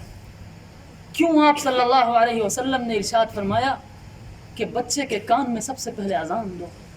سبحان اللہ, میں حیران ہوں. ایجوکیٹڈ طبقے سے کہتا ہوں وہ ذرا ان چیزوں پر غور کیا کریں کہ وہ علوم جو آپ آج نئی صورتوں میں پڑھ رہے ہیں, حضور صلی اللہ علیہ وسلم نے 1500 سال پہلے ان کی طرف صاف اشارہ فرما دیا. سائنس تو آج ان چیزوں کو کھول رہی ہے کہ ایک ورڈ جو بچہ سنتا ہے, اور آپ کو حیرت ہوگی کہ سائنس نے یہ بھی انکشاف کیا ہے کہ بچہ جگ رہا ہو تب نہیں, جب بچہ سو رہا ہو تب بھی جو آواز اس کے کان میں پہنچتی ہے اس کا بھی ایک اثر وہ اپنے ذہن پر لیتا ہے, اور پھر وہ اپنے کردار کو اس کا ذہن اسی طرح بناتا ہے. یہ آسمان سے اوپر کی باتیں نہیں ہیں, یہ کسی مولوی کی باتیں نہیں ہیں, آپ کے چہیتے سائنٹسٹ حضرات نے انکشاف کیا ہے اس کا. آپ نے فرمایا سب سے پہلی آواز اس کے کان میں جانی چاہیے اللہ اکبر, اللہ اکبر, اللہ اکبر, اللہ اکبر, اشہد ان لا الہ الا اللہ, اشہد ان لا الہ الا اللہ. جب پہلی آواز اس کے کان میں پڑے گی, وہ شخص جو اذان دے رہا ہے وہ اس خلوص نیت کے ساتھ اذان دے گا کہ اس بچے کے دل میں اس لفظ کی, یہ لفظ اس بچے کے دلوں کی گہرائی میں اترتے چلے جائیں. پھر وہ بچے بایزید بستامی بنیں گے, بختیار کاکی بنیں گے, پھر وہ بچے امام بخاری بنیں گے, پھر وہ بچے امام شافعی بنیں گے, پھر وہ بچے امام مالک بنیں گے, پھر وہ بچے امام ابو حنیفہ بنیں گے, پھر وہ بچے صلاح الدین ایوبی بنیں گے, پھر وہ بچے بیت المقدس فتح کریں گے, پھر وہ بچے بابری مسجد فتح کریں گے, پھر وہ بچے ظلم کا خاتمہ کریں گے. تربیت اس طرح ہوتی ہے, تربیت کہیں نکال کر نہیں ہوتی. اس مزاج کو ختم کرو, بالکل غلط مزاج ہے, نکلو پھر تربیت ہوگی. تربیت یہاں سے شروع ہوتی ہے. اب یہ جو 1 سے لے کر 7 سال کی عمر ہوتی ہے بچے کی, اس عمر میں بچہ والدین کا غلام ہوتا ہے. جیسی باتیں آپ کہیں گے، جو عمل آپ ان کے سامنے کریں گے، جیسا کردار ان کے سامنے رکھیں گے، بچے کا مائنڈ بالکل خالی ہوتا ہے، وہ اس کو کیچ کرتا چلا جائے گا. اور پھر مائنڈ کا ایک پروسیس ہوتا ہے، وہ میموری میں لے کے سیو کر کے چھوڑتا نہیں ہے. پھر وہ بدن کے ایک ایک پرزے میں، دل میں، دماغ میں، آنکھ میں، ہاتھوں میں، پیروں میں ایک ایک جگہ اس کو جنریٹ کرتا ہے. پھر ایک ایک بدن کے پارٹ، بدن کے ایک ایک جز میں، ایک ایک پارٹ میں وہ انرجی جو لیتا ہے اسے پورے بدن میں پرووائڈ کرتا ہے. پھر اسے، اور بچے کا کردار یہاں سے بنتا ہے، مدرسوں میں بعد میں بنتا ہے. اسی لیے تو فرمایا گیا اطلب العلم من المہد الى اللحد، گود سے قبر تک علم حاصل کرو. گود میں کیسے کوئی علم حاصل کرے گا بھائی؟ سائنسدانوں ذرا رسول اللہ کی سائنس پر غور کر لینا. یہ اصول آپ کو سائنس کی کتابوں میں نہیں ملیں گے جو رسول اللہ نے دیے، اور کوئی سائنٹسٹ ان اصولوں کا انکار نہیں کر سکتا. چیلنج. اب یہ جو 1 سے 7 کی عمر ہوتی ہے، ادھر توجہ رکھیں. 1 سے 7 کی عمر میں بچہ ایک ایک چیز کو قبول کرتا ہے. اس لیے خاص طور سے اس میں بچے کو خاص طور سے سب سے پہلے میں ماؤں سے اور بہنوں سے گزارش کرتا ہوں کہ وہ جب ان کا فیڈنگ پیریڈ چل رہا ہو، بچے کو دودھ پلا رہی ہوں، اس وقت میں قرآن مجید کی تلاوت کا بہت زیادہ اہتمام کریں. آپ کو میں ایک بات بتاؤں، پتہ نہیں ہم تو کس ماحول میں رہتے ہیں، کیا کرتے ہیں، کچھ سمجھ نہیں آتا. جن قوموں پر آپ دن رات بد دعائیں بھیجتے ہیں، وہ قومیں آپ پر یوں نہیں مسلط ہوئی ہیں، کئی 100 سالوں کی محنتیں ہیں. پتہ نہیں کیسا مزاج بگڑا ہے، جو قومیں کئی 100 سالوں سے محنتیں کر رہی ہیں، ہم ایک دعا میں انہیں ہلاک کرنا چاہتے ہیں. ہے کیسے چہیتے ہیں آپ اللہ کے، ایک دعا میں اللہ تعالیٰ سارے اصول چینج کر دے گا آپ کے. واہ. وہ قوم جو 75 سال سے محنت کر رہی ہے اور آج اس محنت کے نتیجے آ رہے ہیں، آپ آپ ہاتھ اٹھاتے ہیں، اے اللہ انہیں اس طرح ہلاک فرما جیسے آپ نے عاد و سمود کو ہلاک کر دیا. اللہ نے ٹھیکہ لیا ہے آپ کا. پھر لا قنوت نازلہ پڑھ لیں آپ، بالکل بھی نہیں حالات بدل سکتے. اسی کو تو قرآن نے بیان کیا، ان اللہ لا یغیر ما بقوم حتی یغیروا ما بانفسہم. تو کریکٹر اس طرح بنتا ہے. اب اگلا پیریڈ شروع ہوتا ہے 7 سے 14 کے بیچ. 7 سے 14 کے بیچ میں بچے کا جو مائنڈ ہوتا ہے وہ سیکریٹری مائنڈ ہوتا ہے. ہر کسی کا سیکریٹری بنے گا، وہ ہر بات میں مشورے دے گا، نہیں پاپا ایسا نہیں، ایسا کرو، نہیں امی ایسا نہیں، ایسا ہونا چاہیے. پتہ نہیں یہ کون سی کیمبرج ہارورڈ سے پڑھ کے آئے ہیں، ہر بات میں مشورے دیتے ہیں. ایسا ہوتا نہیں ہوتا، ایسا ہی ہوتا ہے. یہ نفسیات ہیں بچوں کی، اور اسلام نے نفسیات کے مطابق جگہ جگہ رہنمائی کی ہے. اسی کو میں کہہ رہا ہوں اسلام پریکٹیکل دین ہے. اسلام کتابوں میں لکھا ہوا دین نہیں ہے کہ کتابوں میں لکھ دیا ہو گیا. اسلام زندگی میں اور دلوں میں راج کرنے والا دین ہے. اور اسی لیے ہم کہتے ہیں صرف اور صرف اسلام ہی کامیابی کا راستہ ہے. اب دیکھیں 7 سال کے بعد حضور صلی اللہ علیہ وسلم نے فرمایا مروا اولادکم بالصلاۃ. سبحان اللہ. جب بچے 7 سال کے ہو جائیں پھر انہیں نماز کا حکم دو. جب بچہ پیدا ہو تو اذان دو. اذان ہو گئی، اقامت بھی ہو گئی، اب نماز پڑھنی ہے نا. اذان ہوتی پھر اقامت ہوتی پھر نماز ہوتی نا، تو ایک مرحلہ تو ہو گیا، اس کا کریکٹر کا ایک حصہ پورا ہو گیا، اس کی تربیت کا. اب دوسرا حصہ شروع ہو رہا ہے جس میں کہا جا رہا ہے نماز پڑھنے کا حکم دو. یہ جو تربیت ہوتی ہے، اور دیکھیں 7 سے 14 کی عمر میں بچوں کو ہرگز اگنور نہ کریں. باتیں بہت کام کی، اس کو ذرا توجہ سے سنیں، خاص طور سے جو حضرات والدین ہیں یا بننے والے ہیں اور انشاءاللہ آئندہ بننے والے ہوں گے، اور جو خواتین بہنیں بیٹھی ہیں نیچے، وہ خاص طور سے سنیں اس چیز کو کہ تربیت کا یہ اصول جو اسلام نے سکھایا، اس کو جب آپ فالو کریں گے تو پھر آپ کے بچے بگڑیں گے نہیں. یہ ہوتا ہے. پھر 14 سے 21 کی جو ایج ہوتی ہے، اب خاص طور سے سنیں، میرے نوجوان بھائی جن سے میں بات کرنا چاہ رہا تھا وہ اب ان کی طرف بات مڑی ہے. اب ادھر توجہ دینا تھا، ذرا میٹنگ بند کرتے ہیں اب، ہے نا. 14 سے 21 کی جو عمر ہوتی ہے یہ ڈیسیزن لینے کی عمر ہوتی ہے زندگی میں. کوئی بھی انسان 21 کے بعد اپنی فیلڈ جمانا چاہے نہیں جما سکتا، بالکل بھی نہیں ایسا ہو سکتا. جس فیلڈ میں اسے اترنا ہے، جو پروفیشن اسے حاصل کرنا ہے، جو ایجوکیشن اسے حاصل کرنا ہے، بلندیوں کی جس شکھر تک وہ پہنچنا چاہتا ہے، یہ 14 سے 21 کے بیچ عمر ہوتی ہے.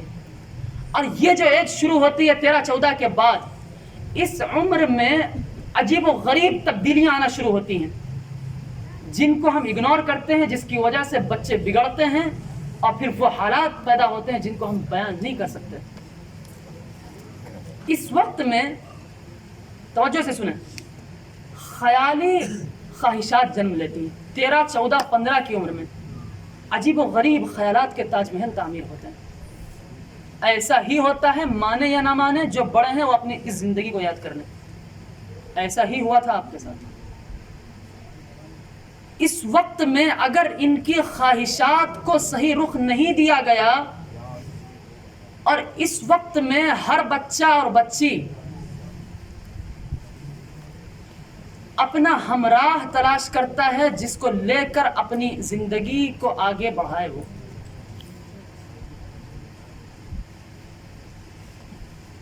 اس وقت میں اگر بچوں کی صحیح تربیت نہیں کی گئی اور وہ محبت جس کا تقاضا ان کی نفسیات اس عمر میں کر رہی ہیں، تو پھر یاد رکھیے اگر یہ محبت ان کو ان کے گھر میں نہیں ملی تو پھر یہ محبت وہ گھروں سے باہر تلاش کریں گے. غور سے سنیں، یہ محبت اگر گھروں میں نہیں ملی تو پھر اس عمر میں وہ محبت گھروں سے باہر تلاش کریں گے. پھر وہ گھروں سے باہر تلاش کرنے کی کوئی بھی صورت ہو، وہ گھر میں بیٹھ کر باہر تلاش کریں یا باہر نکل کر باہر تلاش کریں، وہ گھر میں بیٹھ کر موبائلوں پر وہ محبت تلاش کریں، سوشل میڈیا پر وہ محبت تلاش کریں، یا پھر باہر نکل کر وہ محبت تلاش کریں، یقیناً وہ کریں گے. آپ ان سے روک نہیں سکتے. ہاں، ایک صورت ہے، ایک صورت، بس اتنا سا کام کرنا ہے کہ اس محبت کے رخ کو صحیح کرنا ہے. اس محبت کے رخ کو صحیح کرنا ہے. اس عمر میں یہ وہ عمر ہوتی ہے جو بچوں کو دین کی کتابیں پڑھنے کو دیں، جو اچھے لٹریچرز پڑھنے کو دیں، جو علماء کی صحبت میں اس عمر میں لے کر جائیں. آپ کو کیا معلوم، اس عمر میں والدین پہلے اہتمام کیا کرتے تھے، بچوں کو لے کر جایا کرتے تھے بزرگوں کی خدمت میں. اور جب آپ اس نیت سے جائیں گے، اللہ تعالیٰ بزرگوں کے دل کو اس طرح پھیرتا ہے. حضرت مولانا اشرف علی تھانوی صاحب رحمۃ اللہ علیہ، ان کی مجلس لگی ہوئی ہے، ظہر کی مجلس ہے. ظہر کے بعد آپ نے بیان فرمایا. بیان کے بعد آپ نے فرمایا وہ جو سب سے پیچھے صاحب بیٹھے ہیں، بیان کے بعد اپنے بچے کو لے کر میرے پاس آئے. 13-14 سال کی عمر تھی، اپنے بچے کو لے کر میرے پاس آئے. وہ تو حیران ہو گئے کہ یا اللہ، میں تو یہ نیت ارادہ کر کے آیا تھا کہ بس بڑوں کی صحبت حاصل ہوگی، ابھی سے بس یہ ان کو اپنا رول ماڈل بنانا شروع کرے گا اور ان کے مطابق اپنی زندگی کو آگے بڑھائے گا. باقی میری آگے کوئی نیت نہیں تھی. یہ بات کہاں سے دل میں آ گئی؟ یہ نفسیات ہے. لے کے گئے اور پھر جو تربیت ہوئی ہے تو یاد رکھیں، پھر وہ بچہ بعد میں حضرت مولانا مفتی شفیع عثمانی بنا ہے، پھر وہ بعد میں وہ بچہ حضرت مولانا خیر محمد جالندھری بنا ہے. آپ کو کیا معلوم یہ کون اکابرین ہیں، یہ کیسے لوگ ہیں. اللہ اکبر. کیا کیا فائدے انہوں نے دنیا کو پہنچائے ہیں، پھر یہ بنتے ہیں۔ یہ عمر ہوتی ہے جو کسی کو اپنا رول ماڈل انسان بنا لیتا ہے۔ اس عمر میں جس نے رول ماڈل بنا لیا، پھر وہ اس عمر میں فیلڈ طے کرتا ہے اپنے رول ماڈل کے حساب سے۔ کرکٹر کو رول ماڈل بنایا، وہ کرکٹ کی فیلڈ طے کرے گا۔ اگر اس نے جو ہے کسی عالم کو بنایا، وہ یہی فیلڈ طے کرے گا۔ اس نے کسی رہنما کو بنایا، کسی ریولسٹ کو اپنا رول ماڈل بنایا، وہ ریولیوشن میں آگے بڑھتا چلا جائے گا۔ کسی پولیٹکس کو بنایا، وہ پولیٹکس میں آگے بڑھتا چلا جائے گا۔ اور یہی صورتحال ہے اگر اس نے کسی بد چلن، بد کردار مرد کو، بد کردار عورت کو اپنا رول ماڈل بنایا، بس پھر وہ اسی میں آگے بڑھے گا، پھر نہیں آپ بدل سکتے۔ میں بات بہت مختصر کر رہا ہوں، بات جو کہنی تھی اب میں اصل کہہ رہا ہوں، توجہ سے سنیں۔ اس عمر میں والدین بہت غلطیاں کرتے ہیں، بہت زیادہ غلطیاں کرتے ہیں، اور سب سے بڑی غلطی جو کرتے ہیں والدین، وہ ان کے انسٹیٹیوٹس کے چوائس میں کرتے ہیں، سلیکشن میں کرتے ہیں۔ کس اسکول میں بچوں کو ڈالنا ہے، جب وہ ہائی لیول میں پہنچ گئے ہیں، پھر انہیں کس کالج میں ڈالنا ہے، کون سا سبجیکٹ انہیں دلانا ہے۔ والدین کی ان غلطیوں کی وجہ سے وہ نوبت آتی ہے کہ بچے والدین کو گالیاں دیتے ہیں اور وہ ان کے دشمن بنتے ہیں۔ آپ نے بچے کو کانوینٹ اسکول میں ڈال دیا، اس کا ذہن بالکل خالی ہے، بالکل خالی ذہن ہے اس کا۔ اب وہاں یقیناً وہ پریئر میں اور اسمبلی میں شریک ہوگا، کوئی چارہ نہیں اس کے بغیر۔ کیا آپ نے کبھی فکر کی اس بات کی کہ میرے بچے کو اس اسمبلی میں اور پریئر میں کیا پڑھایا جا رہا ہے؟ کیا الفاظ اس کی معصوم زبان سے کہلوائے جا رہے ہیں جو اس عمر میں سیدھے اس کے دل پر اثر کر رہے ہیں؟ تازہ ترین واقعہ آپ کو بتاؤں، تازہ ترین واقعہ، دیندار گھرانہ، بالکل دیندار گھرانہ۔ گھر میں وہ تذکرہ کر رہے تھے اللہ کا اور دین کی باتوں کا، تو انہوں نے کہا باتوں باتوں میں کہ اللہ ایک، اس کی قدرت کے کیا کہنے۔ بچے نے فوراً بات کاٹی۔ میں نے عرض کیا تھا نا کہ 7 سے 14 کے بیچ میں سیکریٹری ہوتا ہے، ہر بات میں اپنی بات گھسائے گا وہ۔ اس نے فوراً بات کاٹی اور اس نے کہا no dad, no dad but God are 3۔ صاف لفظوں میں بچے نے یہ کہا no dad but God are 3۔ یہ آپ نے کیسے کہا کہ خدا ایک ہے؟ خدا تو 3 ہے، 3۔ بالکل تازہ واقعہ ہے۔ نتیجہ کیا ہے؟ کانوینٹ اسکول میں ڈالنے کا۔ حجاب کا مسئلہ جو اٹھا ہے اس وقت ملک میں، وہ آج مدعا بنا ہے۔ آپ کی سینٹ میری کا واقعہ 5 سال پہلے کا آپ کو بتا دوں۔ حجاب پہن کر آنے پر ایک بچی کا ایڈمیشن ریجیکٹ کیا گیا تھا۔ مہو کے کئی لوگ گواہ ہیں اس واقعے کے۔ سینٹ میری اسکول میں ہوا ہے یہ۔ حجاب کا مسئلہ تو اب اٹھا ہے نا، سینٹ میری میں یہ 5 سال 7 سال پہلے ہو چکا ہے۔ کس طرف جا رہے ہیں؟ اور اس کے بعد پھر جب کالج لائف شروع ہوتی ہے، یہ کالج گٹر ہے، گٹر، ایمان کا گٹر۔ شکوک جو پیدا ہونا شروع ہوتے ہیں، شبہات، اور جو ارتداد کی وبا پھیلتی ہے، وہ یہیں سے شروع ہوتے ہیں، کالج لائف سے۔ کیا بتاؤں، بالکل آزاد ڈسکس ہوتی ہے، ہر ایک اپنے خیال رکھتا ہے، اور خاص طور سے اس کی وجہ مخلوط نظام تعلیم ہے، مکس سسٹم آف ایجوکیشن ہے۔ مکس سسٹم آف ایجوکیشن میں جینڈر کا نہیں کہہ رہا ہوں، میل اینڈ فیمیل کا نہیں کہہ رہا ہوں، میں ریلیجین کا کہہ رہا ہوں۔ اسی کالج میں غیر مسلم بھی پڑھتے ہیں، اسی کالج میں اسی کلاس میں کلاس فیلو بن کر مسلمان بھی پڑھتے ہیں۔ اور پھر نتیجہ یہ ہوتا ہے کہ جب کوئی بھی چیز ایک دوسرے کے ساتھ ملتی ہے تو ریئیکشن ایک دوسرے میں ضرور چھوڑتی ہے۔ پھر وہ بچے آزاد خیال بنتے ہیں اور پھر وہ اسلام پر اعتراضات کرتے ہیں۔ میں کیا بتاؤں، آپ تو یہ کہہ دیں گے کہ اسے کیا پتا اس نے تو کبھی اسکول کا منہ نہیں دیکھا, کالج میں کبھی گیا نہیں, اسے کیا پتا اٹھا کے سنی سنائی باتیں بیان کر رہا ہے.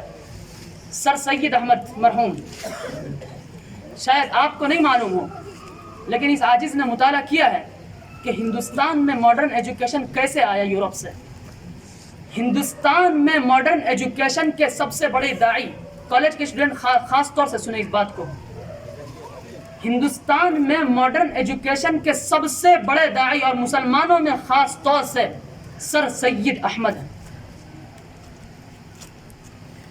کون ہے سر سید احمد؟ علی گڑھ مسلم یونیورسٹی کے فاؤنڈر. انہوں نے ایک کتاب لکھی ہے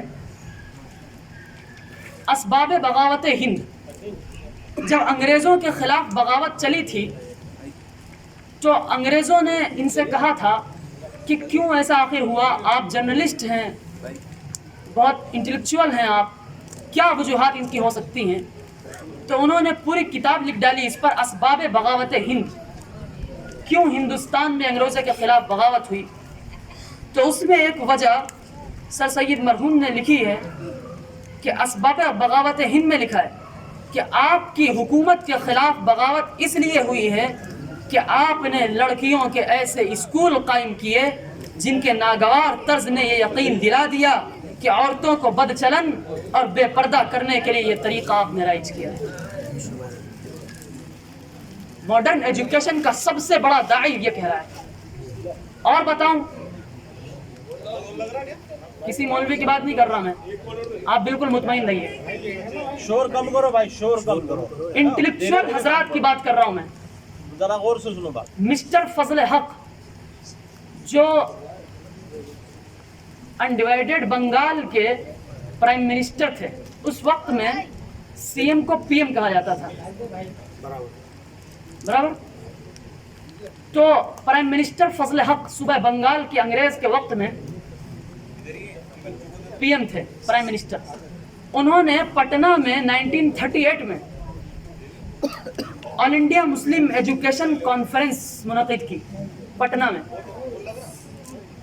اور پٹنہ اس وقت علم و فن کا ایجوکیشن کا مرکز تھا. آپ کو یہی معلوم ہوگا کہ نالندہ یونیورسٹی جو انڈیا کی بہت پرانی یونیورسٹی ہے وہی پٹنہ کے علاقے میں آج بھی ہے. تو انہوں نے وہاں کانفرنس بلائی, اور اس کانفرنس میں انہوں نے اس کی صدارت کی, اور اس کانفرنس میں جو بات کہی ہے, جو رپورٹ انہوں نے پیش کی, وہ رپورٹ میں آپ کے سامنے پیش کرتا ہوں. اس رپورٹ میں انہوں نے, مسٹر فضل حق پرائم منسٹر آف بنگال نے یہ فرمایا کہ جو تعلیم کالجوں اور اسکولوں میں ان نوجوانوں کو دی گئی ہے, اس تعلیم نے ان کو نہ دنیا کا چھوڑا ہے اور نہ دین کا. اور پھر اگلا جملہ انہوں نے یہ فرمایا کہ اگر ایک مسلمان بچے نے اونچی تعلیم حاصل کر بھی لی, لیکن اس کوشش میں مذہب کا دامن ہاتھ سے چھوٹ گیا, تو اس کا ڈگریاں حاصل کرنا قوم کے لیے کیا مفید ہو سکتا ہے.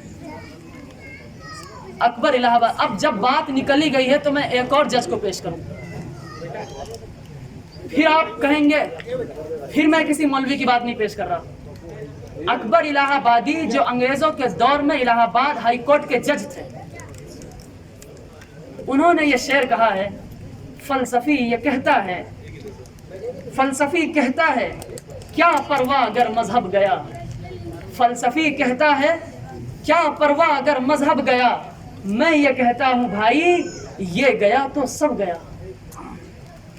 اور انہی نے دوسرا شعر کہا ہے, افسوس کہ فرعون کو, افسوس یوں قتل کے بچوں سے وہ بدنام نہ ہوتا.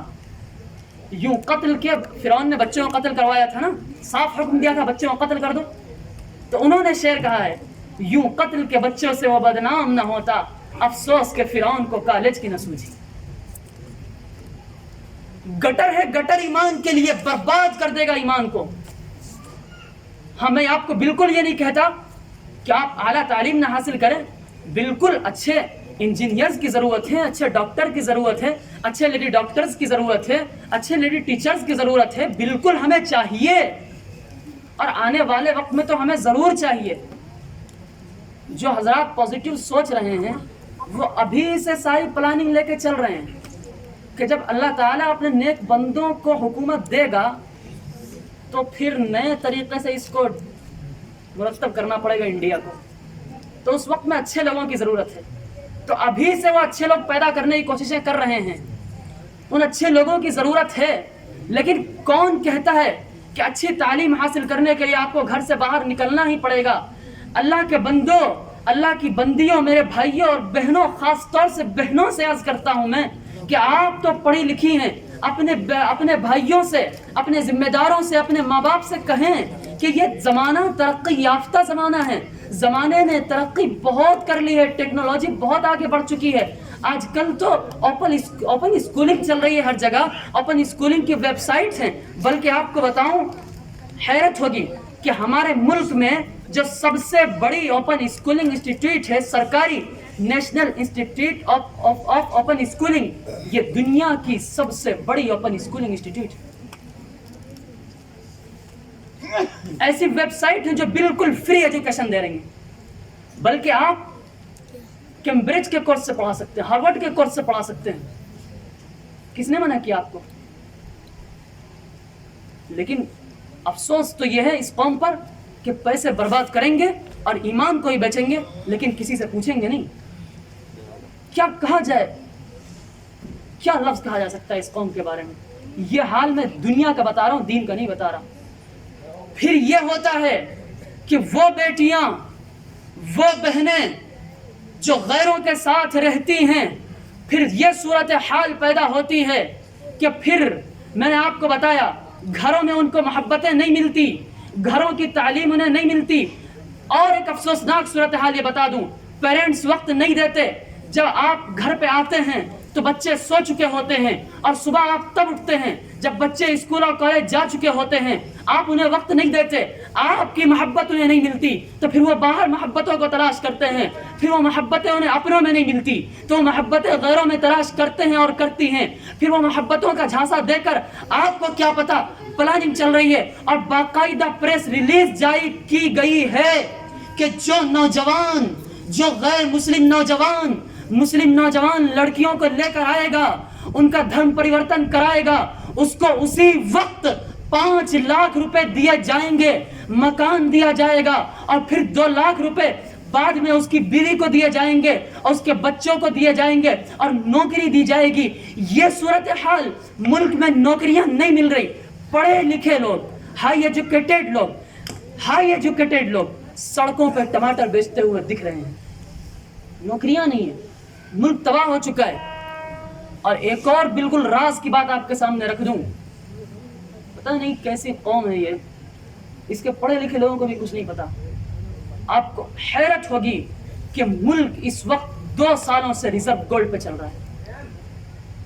ہر ملک ریزرو گولڈ رکھتی ہے نا کہ ایمرجنسی میں ضرورت پڑ سکتی ہے.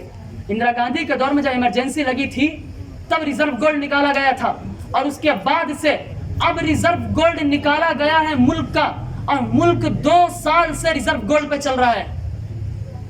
یہ صورتحال ملک کی ہے. مسلمانوں، یہ گھبرانے کا دور نہیں ہے، یہ تو وہ دور ہے جن میں مسلمان کام کرتے ہیں. یہ تو ہمارے کام کا وقت ہے. یہی تو وقت ہے جب آپ اپنی انرجی کو، اپنی طاقتوں کو صحیح یوز کر سکتے ہیں.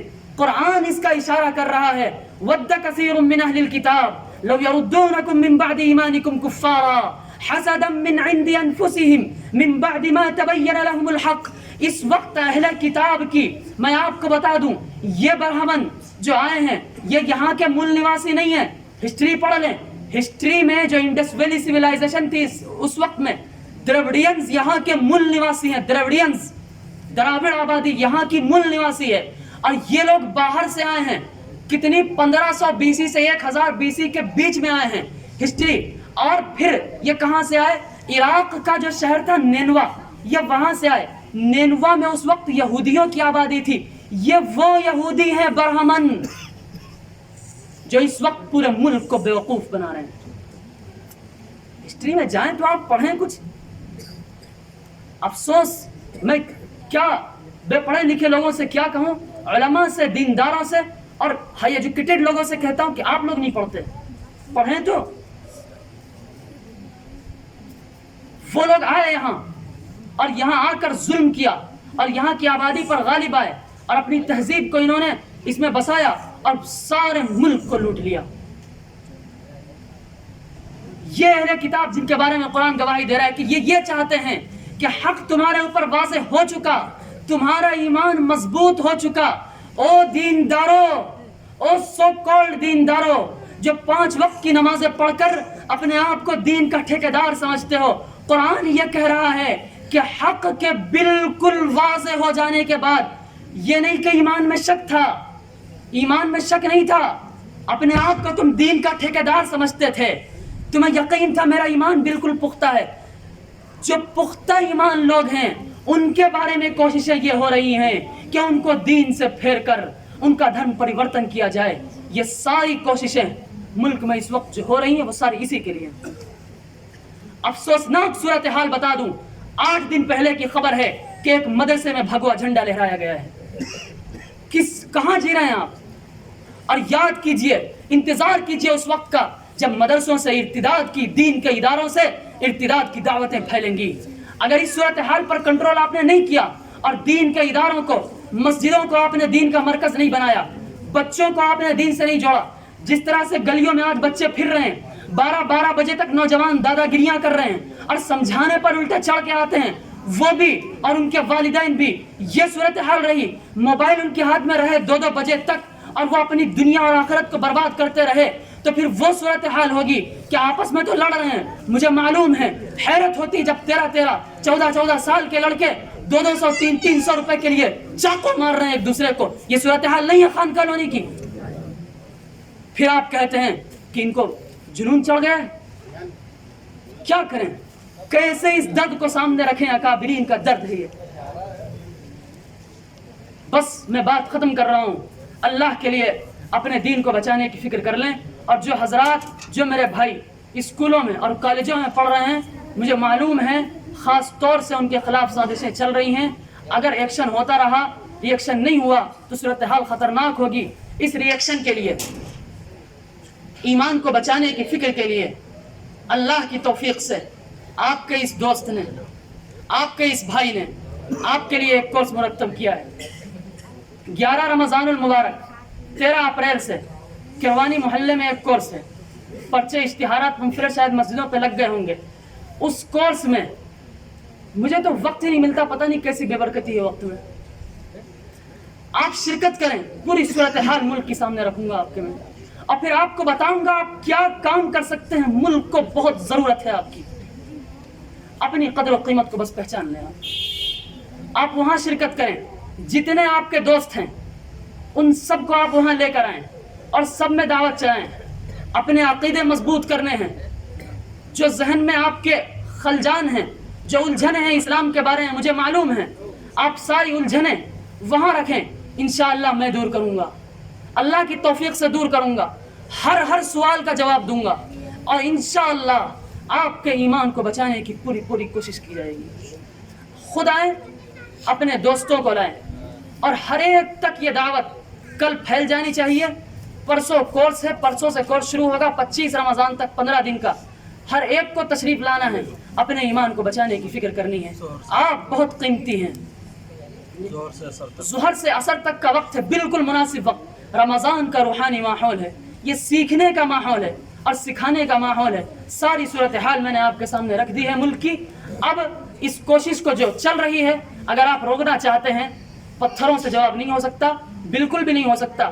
آپ صورتحال کی کوشش کو اب اس بگڑے ہوئے معاشرے کو اس طرح سے کنٹرول کر سکتے ہیں. نوجوانوں میں پھر گزارش کر رہا ہوں, خدا کے لیے اپنے آپ کو پہچانو, اپنی قیمت کو پہچانو. آپ بہت قیمتی ہو, اور میں بڑوں سے عرض کرتا ہوں, خدا کے لیے ان نوجوانوں سے محبت کرو, ان نوجوانوں سے محبت کرو. یہ بہت قیمتی اثاثہ ہے. انقلاب آپ نہیں لائیں گے, مجھے معلوم ہے, انقلاب انہی کے ذریعے سے آئے گا. اگر آپ انقلاب لانا چاہتے ہیں, یہ اثاثہ جو برباد ہو رہا ہے اس کو برباد ہونے سے بچا لیں.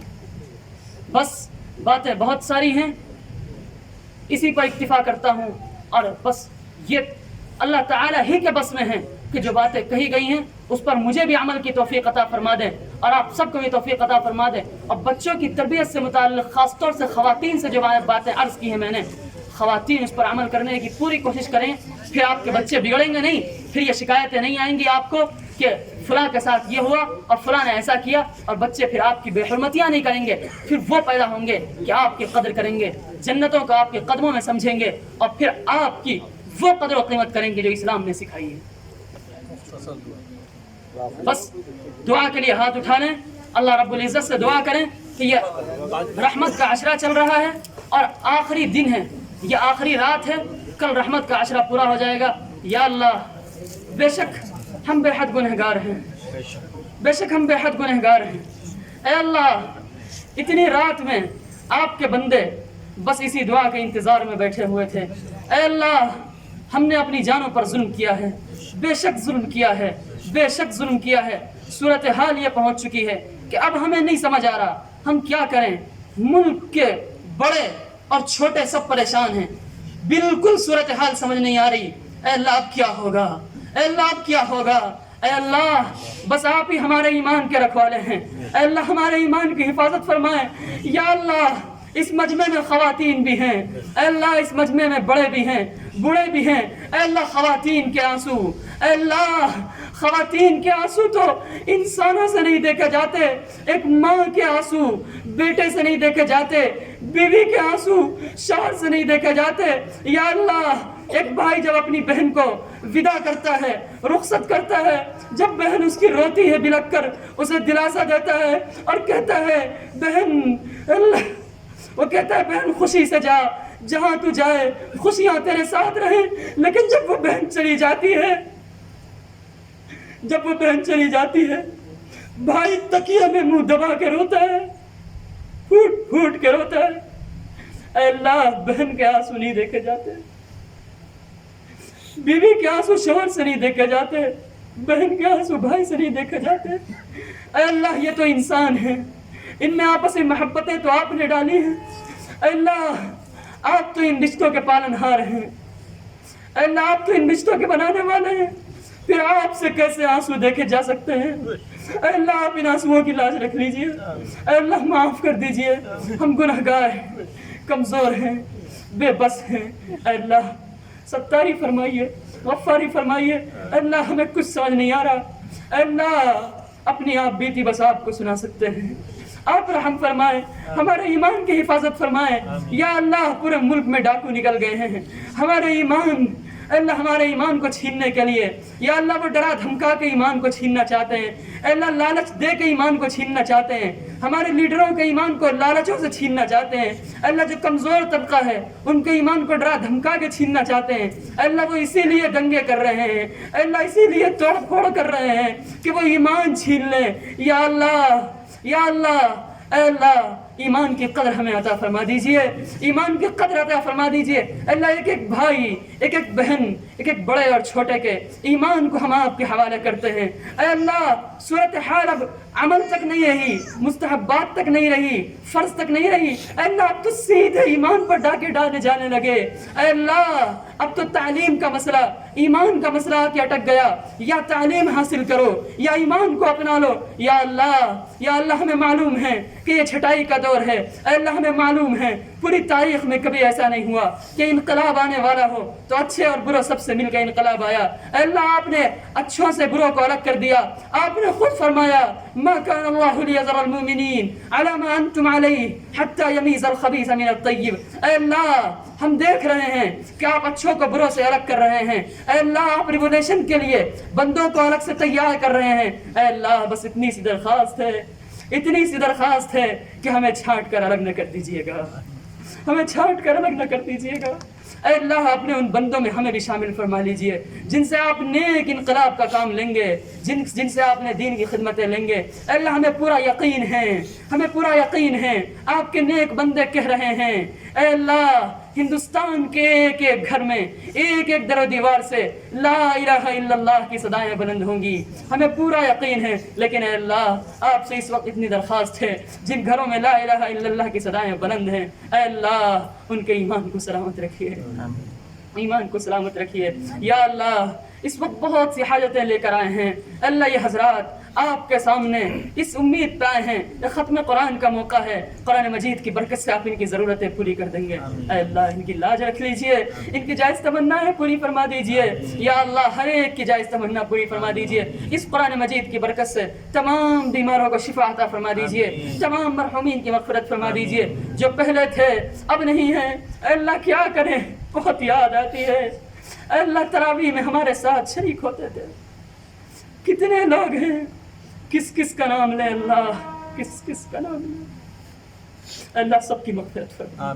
سب کو پورا پورا ثواب عطا فرما اے اللہ اس قرآن مجید کو ہماری ہدایت کا ذریعہ بنا دیجیے اے اللہ اس قرآن مجید پر عمل کرنے کی توفیق عطا فرما دیجیے یا اللہ ہمیں قرآن مجید کے ساتھ ظلم کرنے سے بچائیے اللہ جو ظلم ہم نے کر رکھا ہے قرآن کے ساتھ اللہ معاف فرمائیے اے اللہ بچوں کے ایمان کی حفاظت فرمائیے بڑوں کے ایمان کی حفاظت فرمائیے یا اللہ ہر ایک کی مغفرت فرمائیے اللہ ہر ایک کو پورا پورا دیندار بنا دیجیے پورا پورا دیندار بنا دیجیے یا اللہ گھروں کا ماحول اسلامی بنا دیجیے گھر کے باہر کا ماحول اسلامی بنا دیجیے اے اللہ ہمیں دین اور ایمان کے ساتھ جوڑ دیجیے اے اللہ ہمارے کورس کو کامیاب فرما دیجیے یا اللہ زیادہ سے زیادہ طلباء کو اس میں جڑنے کی توفیق عطا فرما دیجیے زیادہ سے زیادہ طلباء کو نفع پہنچائیے اے اللہ آپ کا کمزور سا عاجز سا بندہ ہوں اے اللہ بس جتنی خدمت لے لیں آپ اے اللہ آپ کی مرضی ہے اے اللہ جتنی خدمت آپ لے رہے ہیں اسے قبول فرما لیجیے اے اللہ جو تمنائیں ہم سے ہیں جو نوجوانوں سے تمنائیں ہیں اللہ ان تمناؤں کو پورا فرما دیجیے یا اللہ یہاں بہت سے حضرات ہمارے بہت سے بھائی اللہ اس عمر کو پہنچ چکے ہیں کہ اللہ اب وہ رشتے کے ساتھ منسلک ہو جائیں اب وہ اللہ جوڑے کے ساتھ زندگی گزاریں لیکن اللہ کیا کریں بہت سی پریشانیاں ہیں بہت سو کے ساتھ مالی پریشانیاں ہیں اللہ بہت سو کے ساتھ گھریلو پریشانیاں ہیں بہت سو کے حالات نہیں بن پا رہے ہیں اے اللہ وہ گناہوں سے بچنا چاہتے ہیں لیکن اللہ نہیں بچ پا رہے ہیں کچھ معاشرے کا مزاج ایسا ہے کچھ توجہ نہیں دی جا رہی ہے اے اللہ ان کے لیے آسانیاں فرما دیجیے اے اللہ بہترین رشتے مہیا فرما دیجیے یا اللہ جو شادی شدہ ہیں نیک صالح اولاد عطا فرما دیجیے جو نیک صالح اولاد ہیں انہیں دین کی خدمات کے لیے قبول فرما لیجیے یا اللہ ہمارے چھوٹے بچوں کو ہمارے بڑوں کو اے اللہ ہمارے چھوٹوں کو ہمارے نوجوانوں کو اے اللہ ہمارے بزرگوں جیسا بنا دیجیے یا اللہ صلاح الدین ایوبی بنا دیجیے طارق بن زیاد بنا دیجیے امام محمد بنا دیجیے امام اسماعیل بخاری بنا دیجیے امام ابو حنیفہ بنا دیجیے امام شافعی بنا دیجیے یا اللہ ہمیں ہمارے ذمہ داروں کو اپنی ذمہ داریوں کا احساس نصیب فرمائیے بڑوں کو ذمہ داریوں کا احساس نصیب فرمائیے چھوٹوں کو ذمہ داریوں کا احساس نصیب فرمائیے اے اللہ رمضان المبارک کی قدر کرنے کی توفیق عطا فرمائیے اے اللہ جو روزے نہیں رکھ رہے ہیں انہیں رکھنے کی توفیق عطا فرمائیے جو روزے رکھ رہے ہیں اے اللہ انہیں پورے حقوق کی رعایت کے ساتھ رکھنے کی توفیق عطا فرمائیے اے اللہ رمضان المبارک کو پوری قدردانی کے ساتھ گزارنے کی توفیق عطا فرمائیے اے اللہ روحانی ماحول میں گزارنے کی توفیق عطا فرمائیے یا اللہ ہمارے دلوں کو روحانی بنا دیجیے ہماری آنکھوں کو کانوں کو اللہ بدن کے عضو کو روحانی بنا دیجیے اے اللہ ہماری بھرپور مغفرت فرما دیجیے ہمارے والدین کی مغفرت فرما دیجیے اے اللہ ہمارے بڑوں اور چھوٹوں کی مغفرت فرما دیجیے دعا مانگنا بھی نہیں آتا اے اللہ دعا مانگنے کا سلیقہ سکھا دیجیے بس اللہ اتنی عرض ہے کہ جس کے دل میں جو بھی جائز تمنائیں ہیں سب پوری فرما دیجیے اور آخر میں اتنی گزارش اور ہے کہ ہم سب کی طرف سے عاجزانہ اے اللہ پورے ادب کے ساتھ ہمارے آقا حضور نبی کریم صلی اللہ علیہ وسلم پر بے شمار رحمتیں نازل فرمائیے اے اللہ ہماری ٹوٹی پھوٹی دعائیں قبول فرما لیجیے ربنا تقبل منا انك انت السميع العليم سبحان ربك رب العزة عما يصفون وسلام على المرسلين والحمد لله رب العالمين